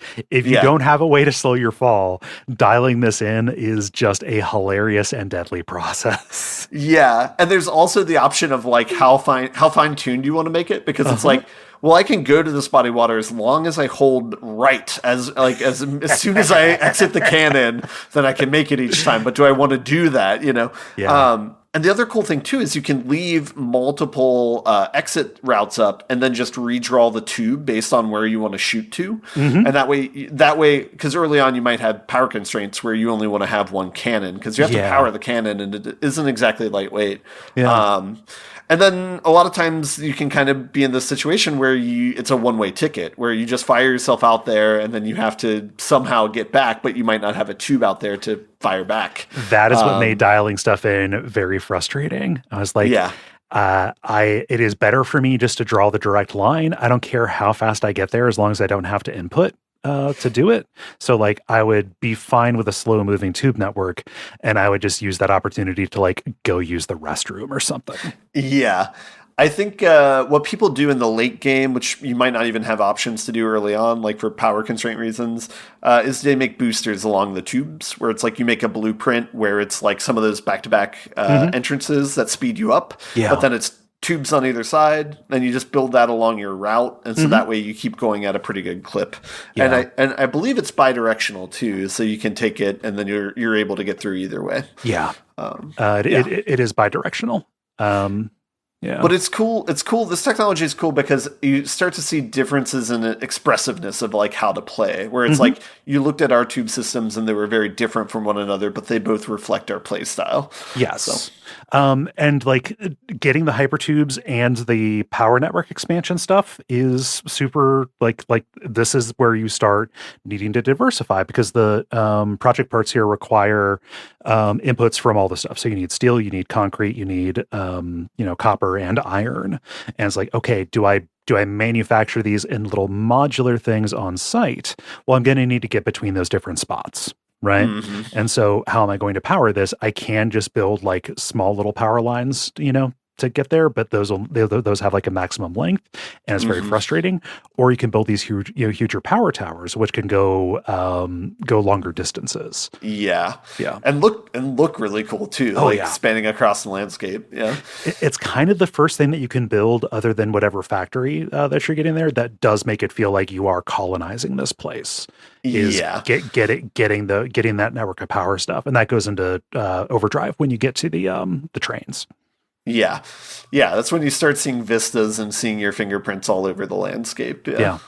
And you start feeling kind of bad because like the whole amorality of the Fix-It Corporation kind of comes in if you're paying attention to this. And it's like, oh, this is actually like a beautiful and strange world. And I am coming in and imposing this industrial order onto it. And exploiting it for all of the resources. Yes. And killing as many things as I can. Moving the wildlife out of the way of your industrialization. Yeah. Yes. Yeah. It's not a game about that, but it was hard not to consider that as I was playing. Yeah.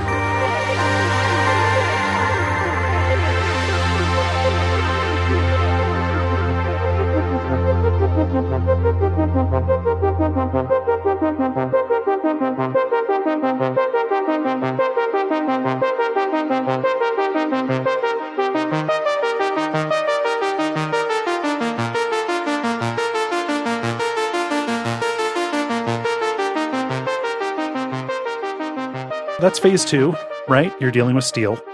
Phase 3 is where you really start having to worry about fluids.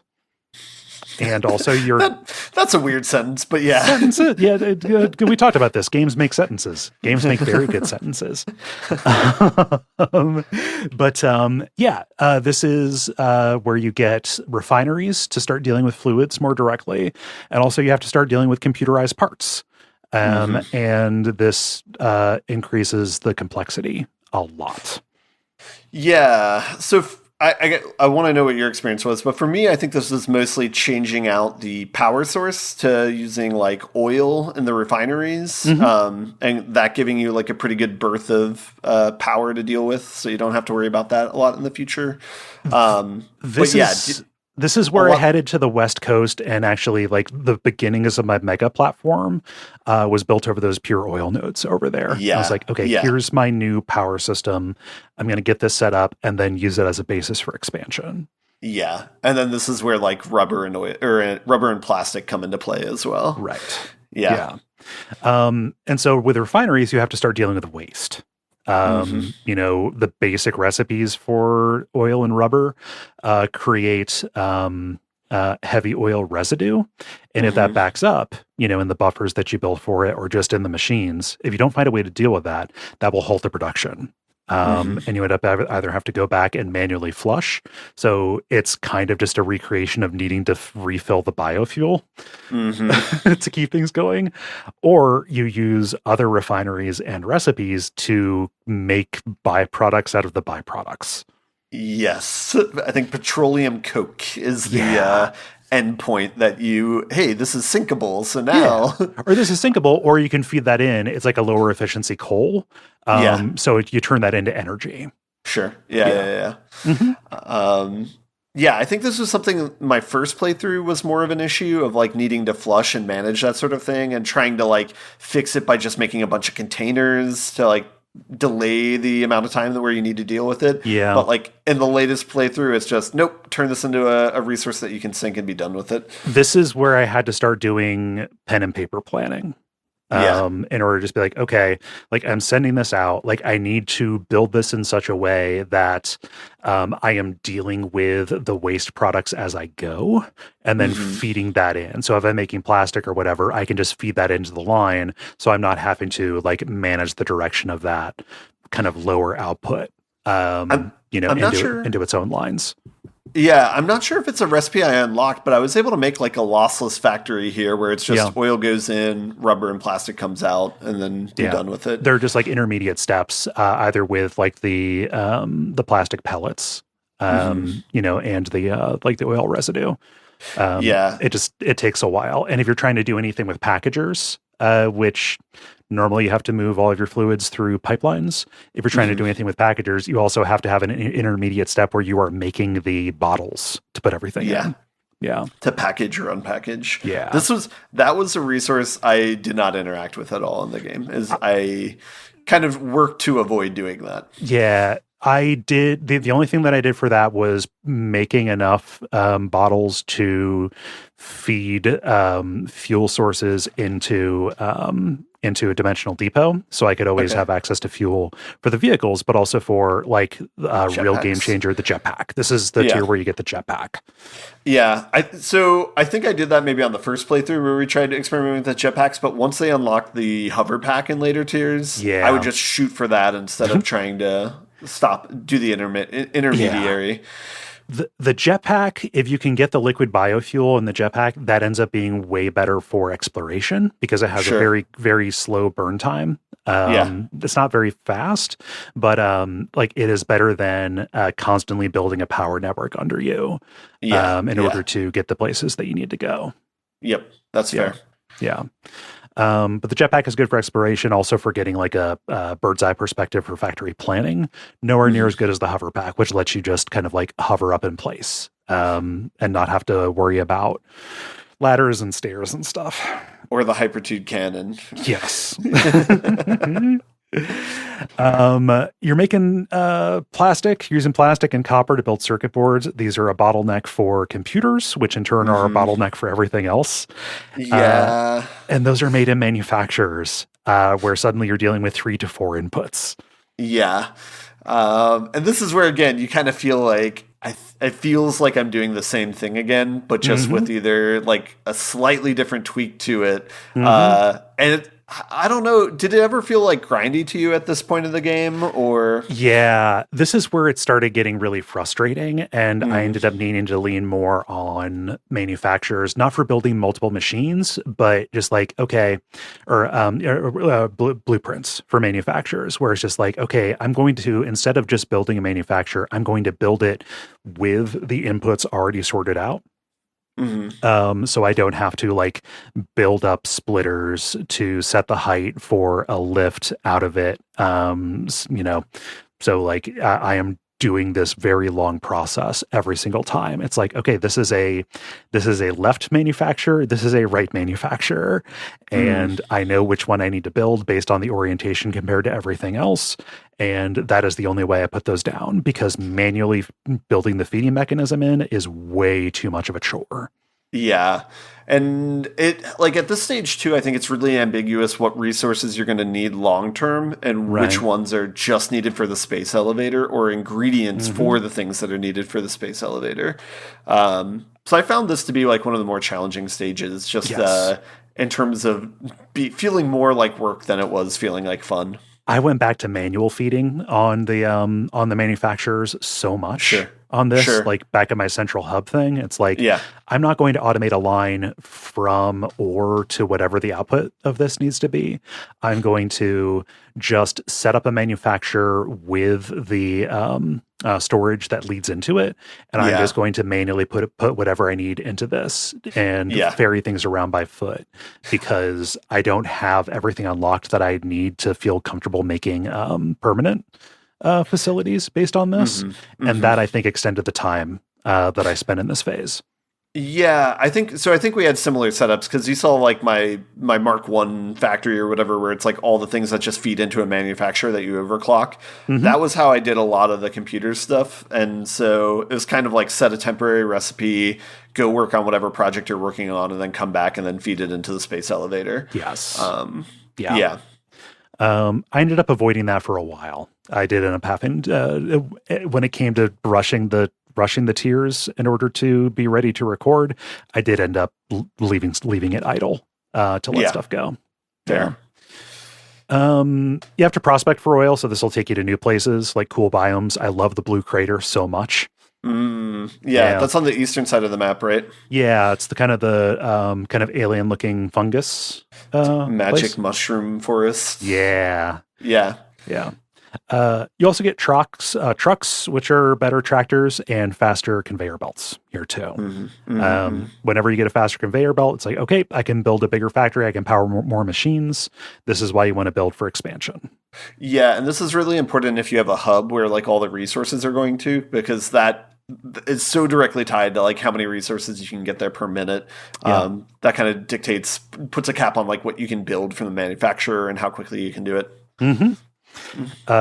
Tier 6 is when you start having to build heavy modular frames. Fuck heavy modular frames. Yeah, this was where I didn't have a dedicated factory for them. I had a dedicated factory just for the regular cube. Yeah, and then I just made like a side factory that would make those like a little bit at a time. Yeah, they're annoying. Yeah. And it goes back to like, you don't know how much you're going to need this stuff. And it takes, so much to do like one that setting up a dedicated factory for it is such a resource pool that it's not really viable to do that, It is like my factory for that had so many floors to process all of the intermediate parts to it. Yeah. And computers are a bigger bottleneck than the heavy modular frames. It is the heavy modular frames that are almost more difficult to set up though. Yeah. But you get to a point where you realize you're going to need them, because when you have to make the frames with the orange on the side of them, I forget what they're called. The fused ones. Yeah. Yeah. When you see that, you're like, oh, well, shit, I got to make a bunch of the previous one now. I'm going to need a bunch of those. Yeah. Time to make a factory for it. A lot of parts you are able to like hit sufficiency. Like I do not need a dedicated line for screws anymore for whatever I'm building. That is solved. Heavy modular frames and especially computers, you are never ever going to have enough of them. Yeah. And you need them to make the project parts. Both of those, the heavy modular frames and the computers. And this is where it gets really complicated too, with like the resources you're building and like what the needs of them are. There's so much like crisscrossing, and the resource tree is like pretty complicated at this point. Also complicated is trains. Good Lord, getting these set up to where I was not constantly having crashes and derailments was... I spent so much time and I had to watch so many videos to wrap my head around how to use those signals to do it. This is analogous to like electricity and Rust, where it's like, you need to go through YouTube tutorials to figure out how they work and what the patterns are to make it successful. Like on your own, it would probably take too long to try and figure out through trial and error. Yeah. The paths the signals and the block signals, eventually you figure it out. But so much, if you're just trying to figure it out on your own, it was like when I attempted to do software development, like I'm getting an error. I have no fucking idea what this means. Nothing that I'm doing works, and I'm ready to be done with this. Yeah. It's like, you have like no way to know like where the problem is and how to fix it. And you like going through like line by line. Yeah. And it's just buggy enough too, where like the problem may be that you thought that you connected the tracks, but you didn't. Yeah. It's a little jank, but once it's running, it is very nice. Oh, it's beautiful. It's so much prettier than a conveyor belt. And we were talking about this on the video too, where it's like, it is isomorphic to a conveyor belt. It's delivering a certain number of resources in a certain number of minutes. But the difference is not a continuous rate. It's just all at once at a certain amount of time. But there's a certain amount of power here where once you have a train station, it doesn't matter how long it takes for a train to get from point A to point B. What matters is the rate. So it's like, even if it's all the way on the other side of the map, as long as you build, 5 or 6 trains or whatever the frequency you need it at, that works functionally as a conveyor belt. But with the advantage that you can have multiple trains on the same track. And you run into efficiency with that too. Like you want to minimize the number of junctions and like roundabouts that you have, because that'll slow things down as they stop to avoid each other. But adding trains can fix that. Also, like, okay, I need more of this particular piece. Like I can't add trains because I've hit the production of where those trains are going to. Like I've hit the cap for what's going to be there. But then you can just like, okay, well, I can have another copper facility over here, build that, and then just have like a separate set of trains running, or set up multiple stops so that it is always moving. This is what you need in order to expand. This is what you need to dominate the world of Satisfactory, it feels like. Yeah.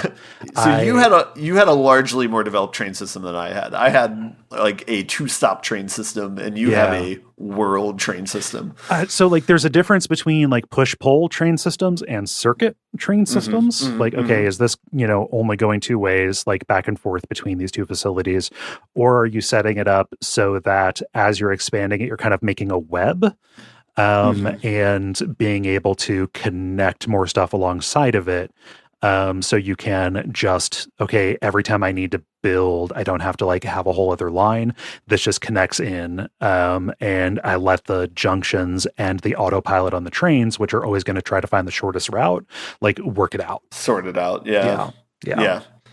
Ended up having way more intersections than I probably needed, but I just wanted them to always be able to get around each other. Yeah, that's fair.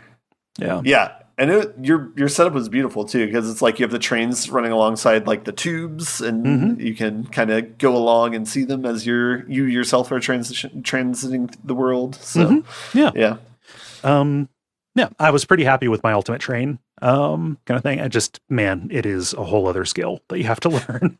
So at what point did you hit like the nuclear bottleneck of like needing new power?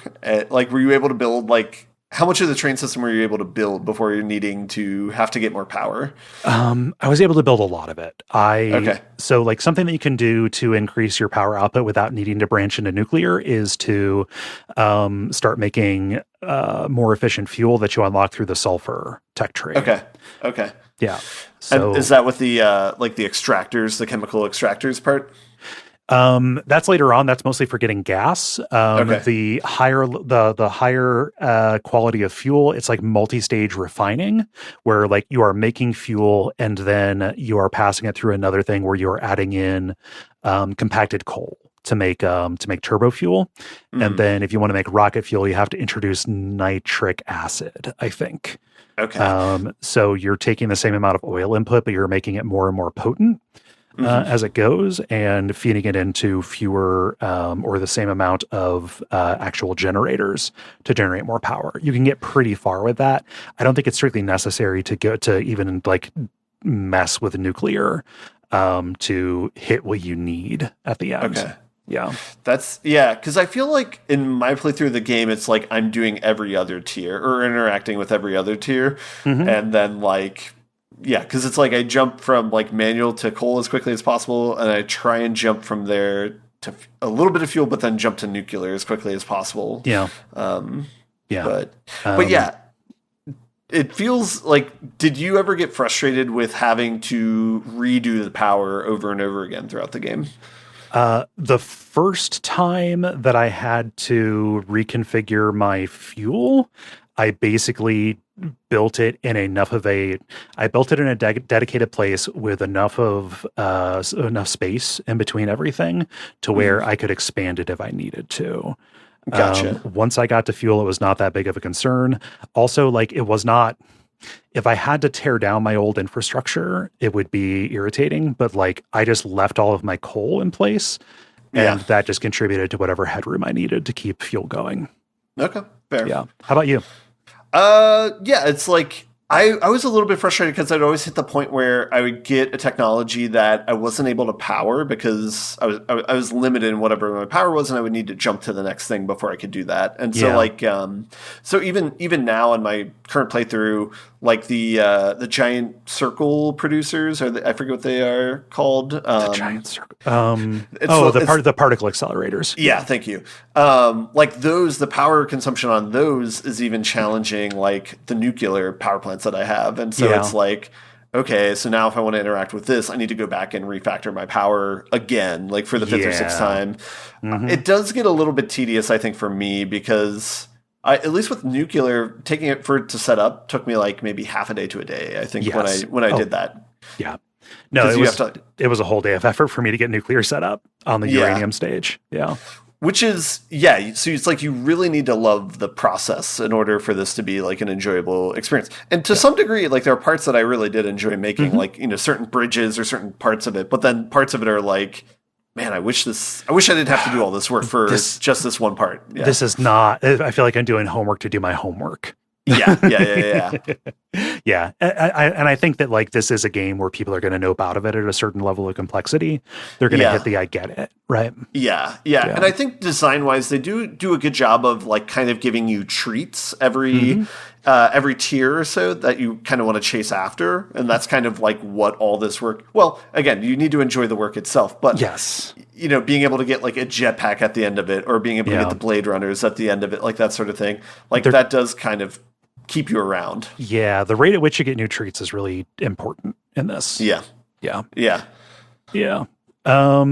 So on to phase 4, another huge step up in complexity that is going to require you to go into tougher biomes, including those central plateaus, the red forest and the bamboo forest, because you're going to need bauxite.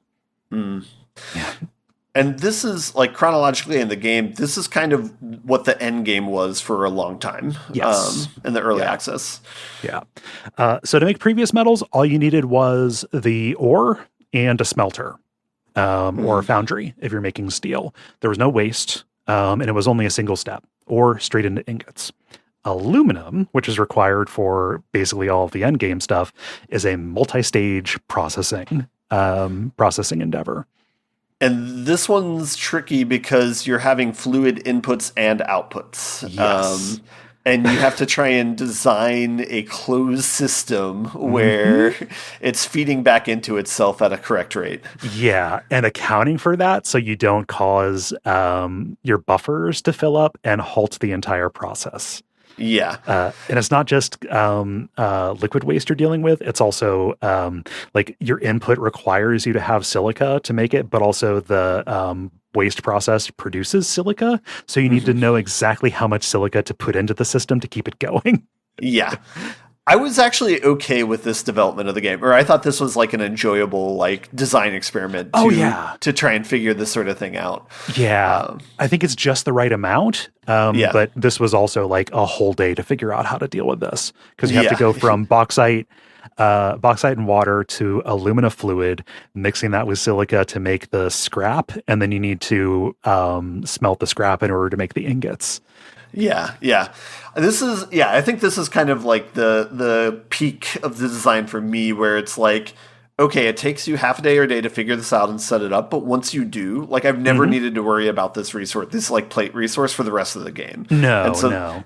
And so that's kind of what I'm looking for when I play this game, is like, give me something to design, like a sort of Lego sort of thing, but then don't make me have to interact with that again later on. Yeah.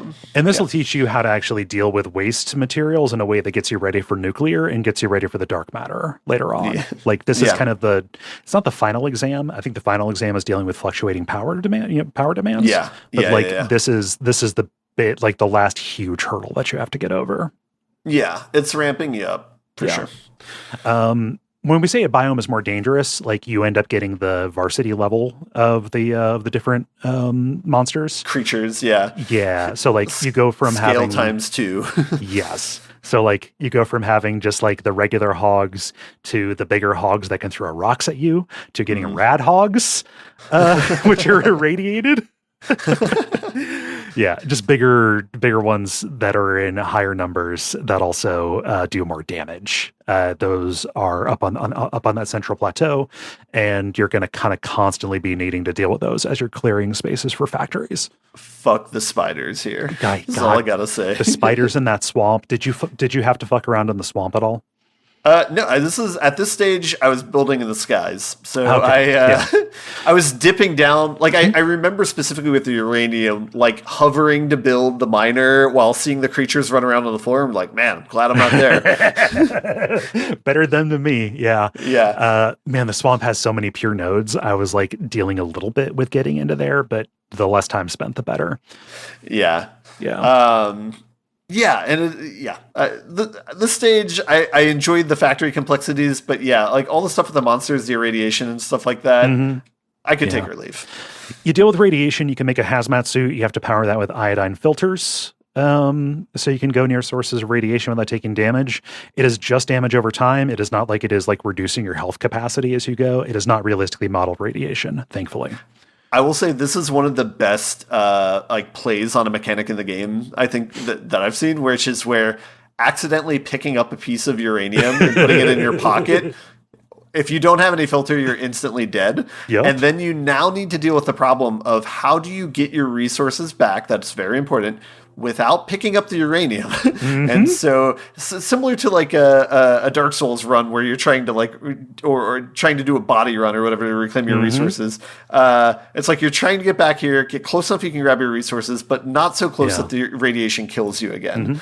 And the uranium nodes are so rare, but there are plenty of uranium rocks that are put around as like general hazards. So I find myself like putting down a storage container, building the building the conveyor belt to get it to where I needed it to go for processing, or at least central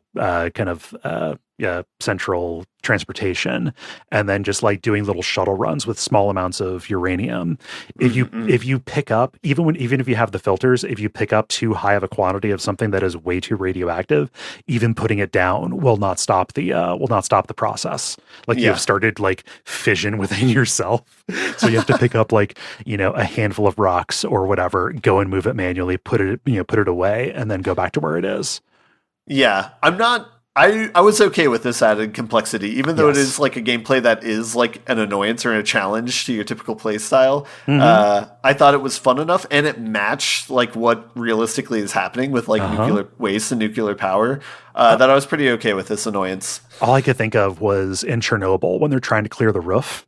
And it's like, okay, none of our machines can get near the waste at the top of it. So we need to we need basically a bucket brigade, lines of people who are going to run out. You're up there for no more than 60 seconds. You grab what you need, get rid of it, and then run back, and you're done. Yeah. This is where you get the hover pack. That's important. And you get a new constructor here, the blender, which lets you mix solid and liquid parts to make acids and batteries mostly. Yeah, and this is like one of the final forms of construction that you need to do in the game, or like one of the highest levels until you start getting to the very last tier of the 1.0. Yeah. Computers become a bigger bottleneck with supercomputers, which are necessary for a part. If you had not unlocked Caterium and Quickwire by this point, it will be unlocked for you because you need that to make the supercomputers. Yeah, and like here, I think heat sinks, the new cube that I keep forgetting the name of. The fused one, yeah. Yeah, those become pretty essential ingredients that you need access to. Yeah. And this was where harvesting nitrogen at a node, those are also in the high level places. Harvesting that and then transporting that by train ended up being super necessary. Yeah. Drones are interesting because you do not need to lay track for them. You just need to set a station for them to take off from and land from, and they will automatically fly. They have to be powered by batteries, but they can only transport small amounts of cargo. They can't move as much as a train can. Yeah, it's interesting they give you options here with transport, like between the trucks, the trains, and the drones, because like any problem, the trains win out and is always the best option. But yeah, it is interesting to kind of complicate the matters like that and try and make you think about which is actually the best. Drones ended up being essential for nuclear. I built my nuclear facility way up in the Dunes Desert. And so like not just for transporting uranium high above me where it couldn't hurt me was good, but also like getting the control rods and the cooling systems from my mega platform up to the nuclear facility was done by drones. Yeah, this is interesting. Another example of like you're able to solve a problem in multiple different ways, because I think for me, I was just doing all the nuclear on site to try and limit the area that you're exposed to nuclear waste in. But yours is another very good solution where it's just change it to offsite, have drones so that that's not getting in the way. You never need to cross paths with it. You were just sending it so high up that you would never ever be close to it. Was yours? Yeah. Well, that's where I was sending my waste. Yeah, that's another problem that we solved in different ways. Send it to the sky or send it outside of the map. Yeah. Yep. This is where you get nuclear power. It is really complex to figure out how to feed this. Yeah. And also you're dealing with waste. You have nuclear waste. The stakes are raised for your efficiency standards. It just my whole thing was I send this away. Be gone. You can't sink it. Yeah. as its waste. You have to process it. You can process it into less radioactive material, or you can process it into more radioactive material. You can start turning it into plutonium to make a more powerful nuclear facility that will also produce much more potent waste. Yeah. Well, so the nuclear waste at least is the highest radioactive resource. Like Yeah. if you refine that into plutonium, it's like it's moderately radioactive instead of highly radioactive. Yeah, except if you make that into a plutonium fuel rod, which is the most dangerous thing to be around. You got options at least. Yeah. This is where you get the well pressurizers, and this allows you to do fracking. Yeah. How do we feel about that? I don't know. There are no faucets here to have water light on fire, so it's hard to care. It's just a way to get stuff out of specially like clusters of nodes. Kind of arrange things. This is where I refactored some of the oil that I had on the western edge, where you can increase your plastic and rubber production here because they have a fracking oil site next to all the oil nodes that they have out there. Yes. Yeah. Just ends up being a way to get higher throughput. Not with even like much more complexity. It's just a bunch of nodes around a central thing that you have to pressurize. Yeah. Instead of like one well, you have like 6, and then you can choose what to do with it from there. Yeah. Mm-hmm. Yeah. But you're combining, water, nitrogen, and aluminum to make like the project parts. You have like a propulsion rocket, stuff like that. And the final thing you have to unlock here is a particle accelerator. And this is where you start getting into fluctuating power demands, not just like as they start and stop, but over the course of production. Incredibly high power demand that uses very little power at the start of the run, but maxes out at the end of it, and then it starts over again. Yeah. And so this is like a check on your power grid if you have like batteries to back up what you have and smooth it out or not. Mm-hmm. Yeah. Also, your last project part on this is nuclear pasta. This is the bane of my existence. Good Lord.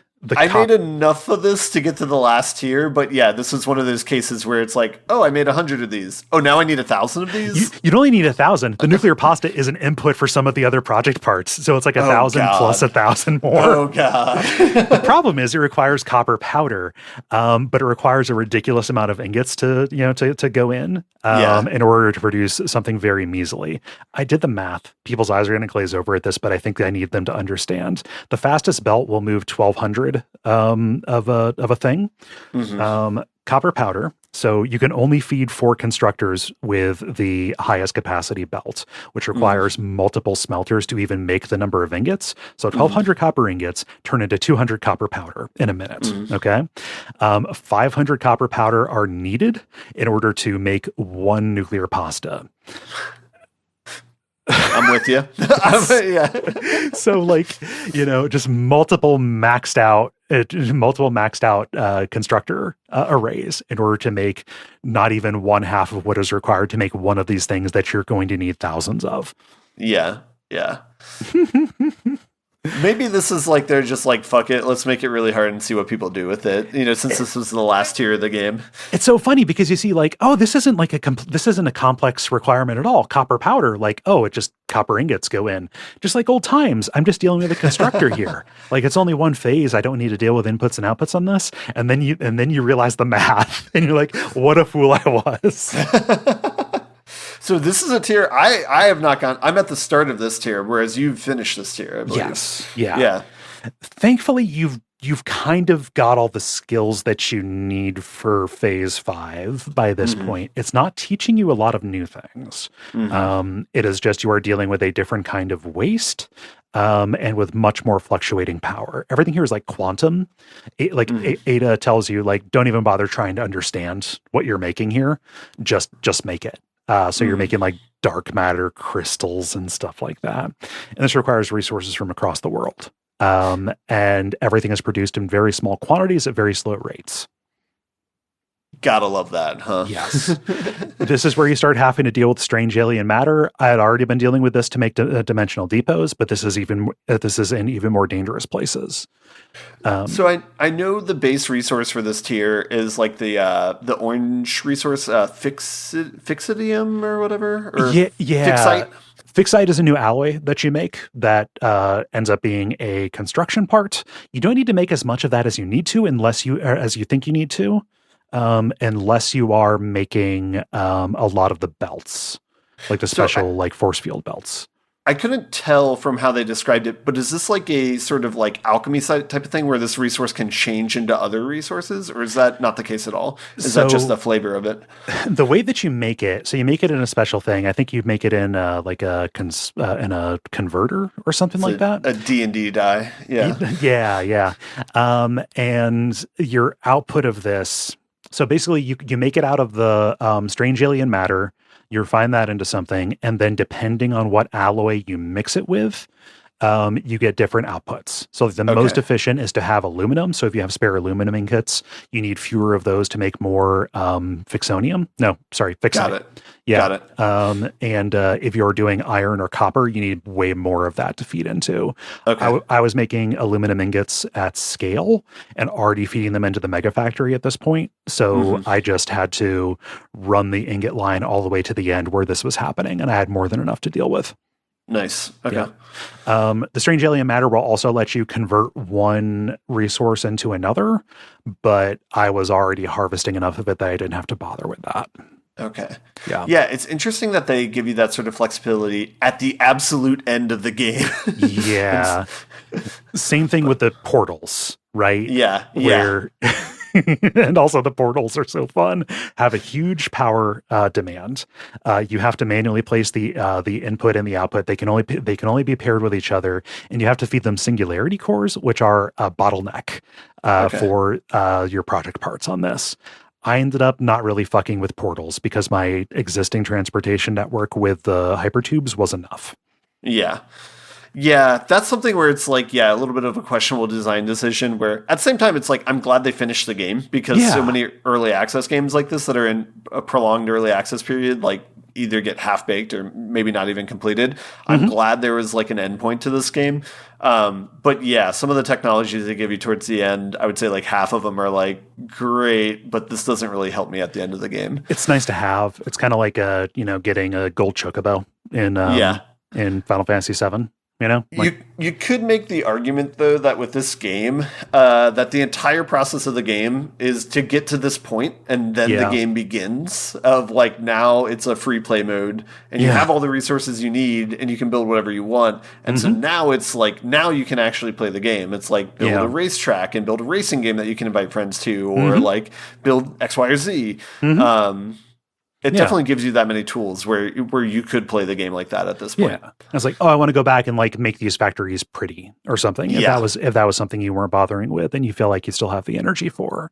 Yeah. So having the portals to like get around instantly is nice. It was just too resource intensive, and I had my eyes on the prize at this point. So like you got a job to do here. Yeah. Yes. Yeah. I had an episode to record. I did it to get back and forth between the mega factory and the nuclear facility. But even that was like, once I got the nuclear facility set up, I didn't have to fuck with it anymore. Yeah. Yeah.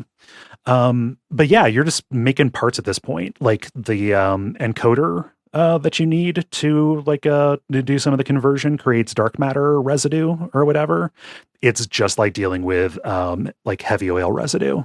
You gotta flush it. Yeah, you flush it, or you can use it as an input in other stuff. Yeah. You can refine it into like syncable resources to have like a closed system, or yeah, you can do that. You can kind of feed that back in and turn it into dark matter crystals to sync those, and those have a pretty good pretty good return value when you sync them. Yeah.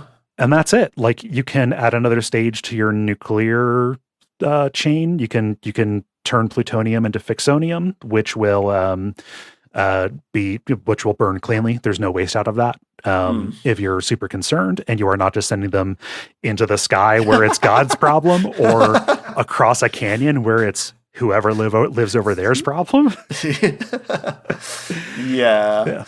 Wow. Yeah. So I kind of want to take a step back and like talk about this game. Like, how do you rank this among factory games? Like, so I've not played as many of them as you have. Okay. I fucked around with Factorio, and I got so frustrated with like, okay, so where do I put my little like hoppers of stuff with the little arm that needs to move it onto the belts? Like it Yeah. got too fiddly, and I just kind of decided that is maybe for later when I have more patience. Yeah. And in this, having the ability to build vertically was a much more interesting spatial challenge to me than needing to plan only on a 2D plane. That Yeah. was an interesting kind of complexity to me.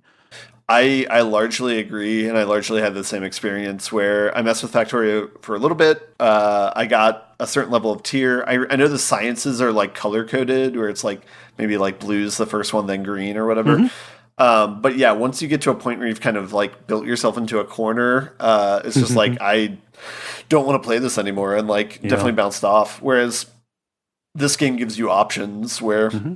it doesn't feel like you run into that dead end as frequently, or that they give you options around it. No. Yeah, I would say that of the factory games, this is definitely the most aesthetically pleasing of it, Mm-hmm. where just the basic tools of connecting things are like pretty and satisfying, and how that is a weirdly like boosts the quality of life of the game, where it kind of puts it as a front runner as far as being like the funnest for the minute by minute action. Mm-hmm. I think the big comparison for this game, or to another factory game, is Dyson Sphere Program for me. Yeah. I'm curious about that because it looks like a nice little kind of halfway point. Yeah, it's with that one. It's not as aesthetically pleasing, but the mechanics, they do more to make the factory building easier for you. Like the drones in that game are like a godsend, where they'll just automate the picking up and dropping off resources for you, Mm-hmm. and you don't need to worry about these like intermediary tracks for you, and so they become like a cornerstone of like the planets that you develop on. Yeah.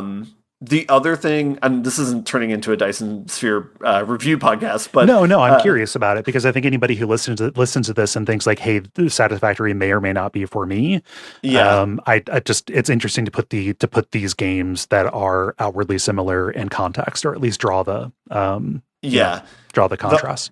The other thing I'll say about Dyson Sphere Program is that that game wildly changes at 2 points during the playthrough. Like maybe the third way point and the 2/3 way through the point where the horizon expands for what you can do, like so much more than what you thought you could do.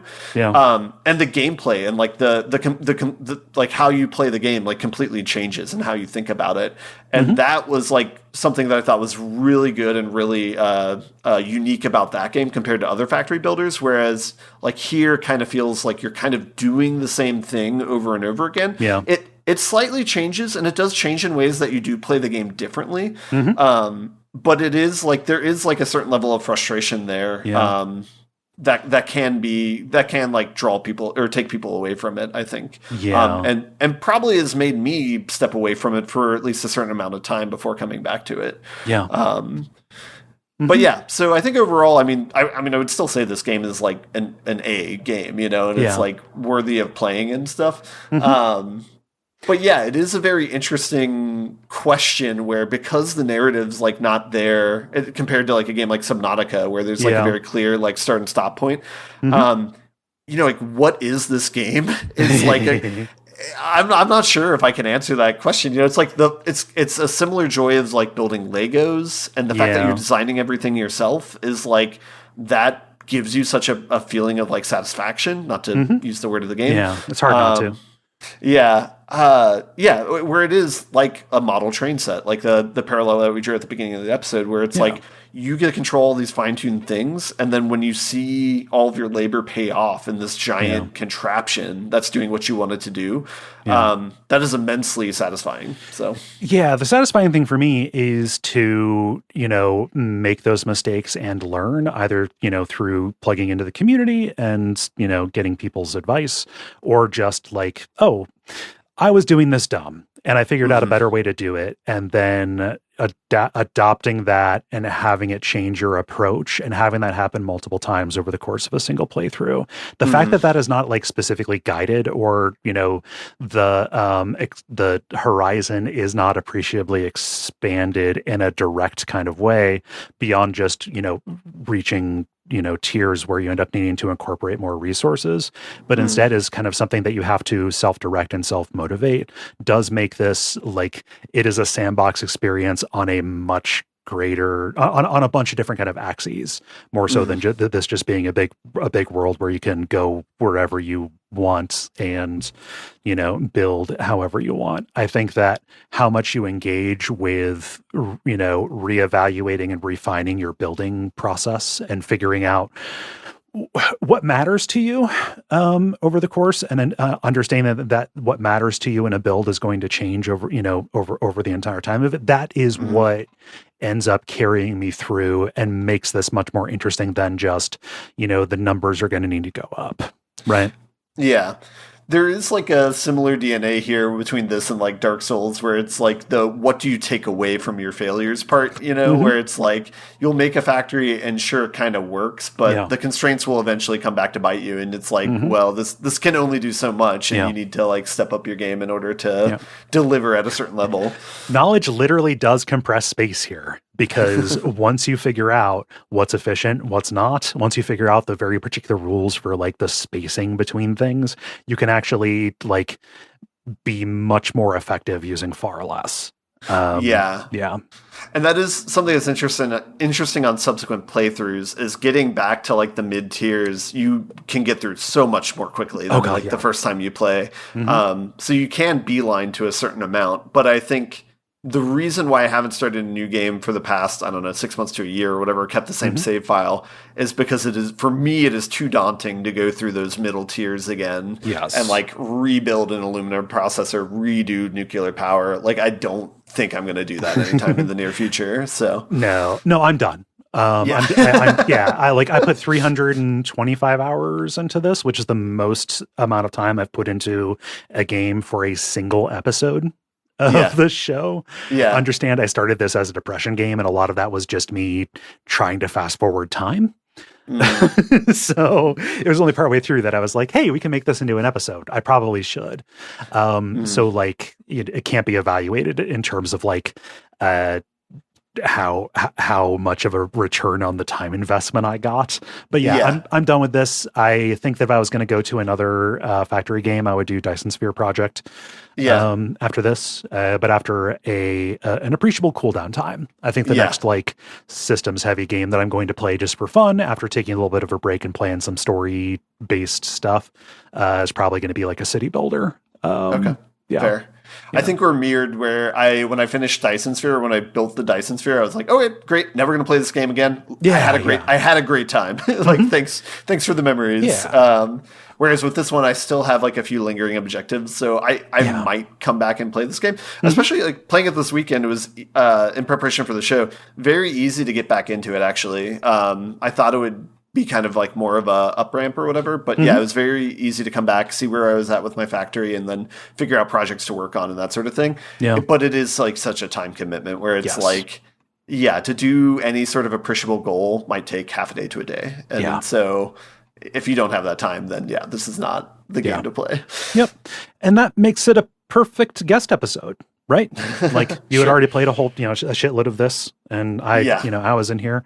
Like, I'm super glad we got a chance to talk about this, because this is not a kind of thing that I can get Gary to be enthusiastic about. And this is, you don't want to force this game upon anybody who doesn't want to play it, because it is a lot if you're not on the wavelength that this game wants you to be on.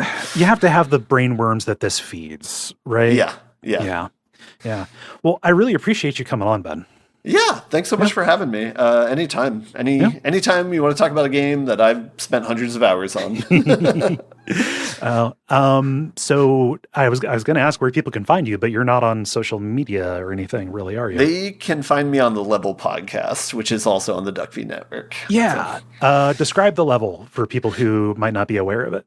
It is a much less prepared version of this podcast, where we talk about whatever we're playing at the time and don't necessarily prepare like a strict outline for it. We just kind of like talk about what we're playing, how we feel about it, that sort of thing. Yeah. So there's a lot, probably higher volume of games, but less depth of what we talk about. If you want to hear impressions on stuff that is like much more current or with, a lot more kind of variety, that is a place where you're going to go. It's not done in depth, and we don't like talk about, story spoilers or anything. Like, we're not super delicate about it, but we, kind of want to explain kind of a similar remit, just explain whether or not this works for us and why. Right. Yeah. As an example, like I'm talking about the blueprints on that podcast right now, and my impressions of playing that, since that's what I've been playing for the last few weeks. So yeah. So go check that out. That's at thelevelpodcast.com. That is me, you, Dennis, Moxie, and then Jala, community stalwart, Jala, who is on from time to time. Other promo stuff. So every episode, if we can, we like to feature the work of a marginalized creator. This week, it is a time-sensitive thing. We want to talk about and promote Might Be Atomic at co-fi.com/mightbeatomic. They are an artist and a game dev who's going to be graduating in May. Congratulations. And they're going to be doing a sale on their Ko-Fi where they are selling game assets. Sprite art, tiles, and characters and stuff like that. Starting at $5 a piece. And they don't have all the details here, but they also do sprite art profile pictures. So if you want something for a social media profile, that is the way to go. There are limited slots. And I don't have a specific time frame for it, but it'll be right around the time this comes out. That is co-fi co-fi.com/mightbeatomic. If you have a project that you would like us to highlight, Gary is the person who handles that. Email him at gary@duckfeed.tv with your names, with your name, pronouns, what you do, any relevant links would be helpful, and pronunciations also helpful. And we will highlight you at the end of an episode here. As for us, if you have thoughts on Satisfactory, you can write in at duckfeed.tv/contact. The deadline for those responses is May the 15th for Satisfactory and any of the games we're talking about, which are Satisfactory, Resident Evil 6. We're doing 2 episodes on that. And then our premium episode for this month is Ace Combat 4, Shattered Skies. June's games, the deadline for those is June the 15th. That is The Last Door Season 2, Red Alert 2, Yuri's Revenge. That is Gary and Brayton Cameron talking about that game, which is going to be fun if you liked the energy here. And then the premium game for that month is Lost Kingdoms, the FromSoft card-based RPG for the GameCube. If you have thoughts about multiple games, please separate them into multiple responses. Try to keep them specific and concise are the things that we mostly look for. You know what to do to help out the show. You can leave ratings or reviews, tell your friends, support us on Patreon, get bonus episodes of whole other shows, the full versions of those premium episodes. We think it's a pretty good value. And most of all, join us in thanking our producer, Gwen, who makes it possible for us to do as much as we do. Thank you, Gwen. Thanks, Gwen. Yeah. Ben, until next time, what can they watch out for?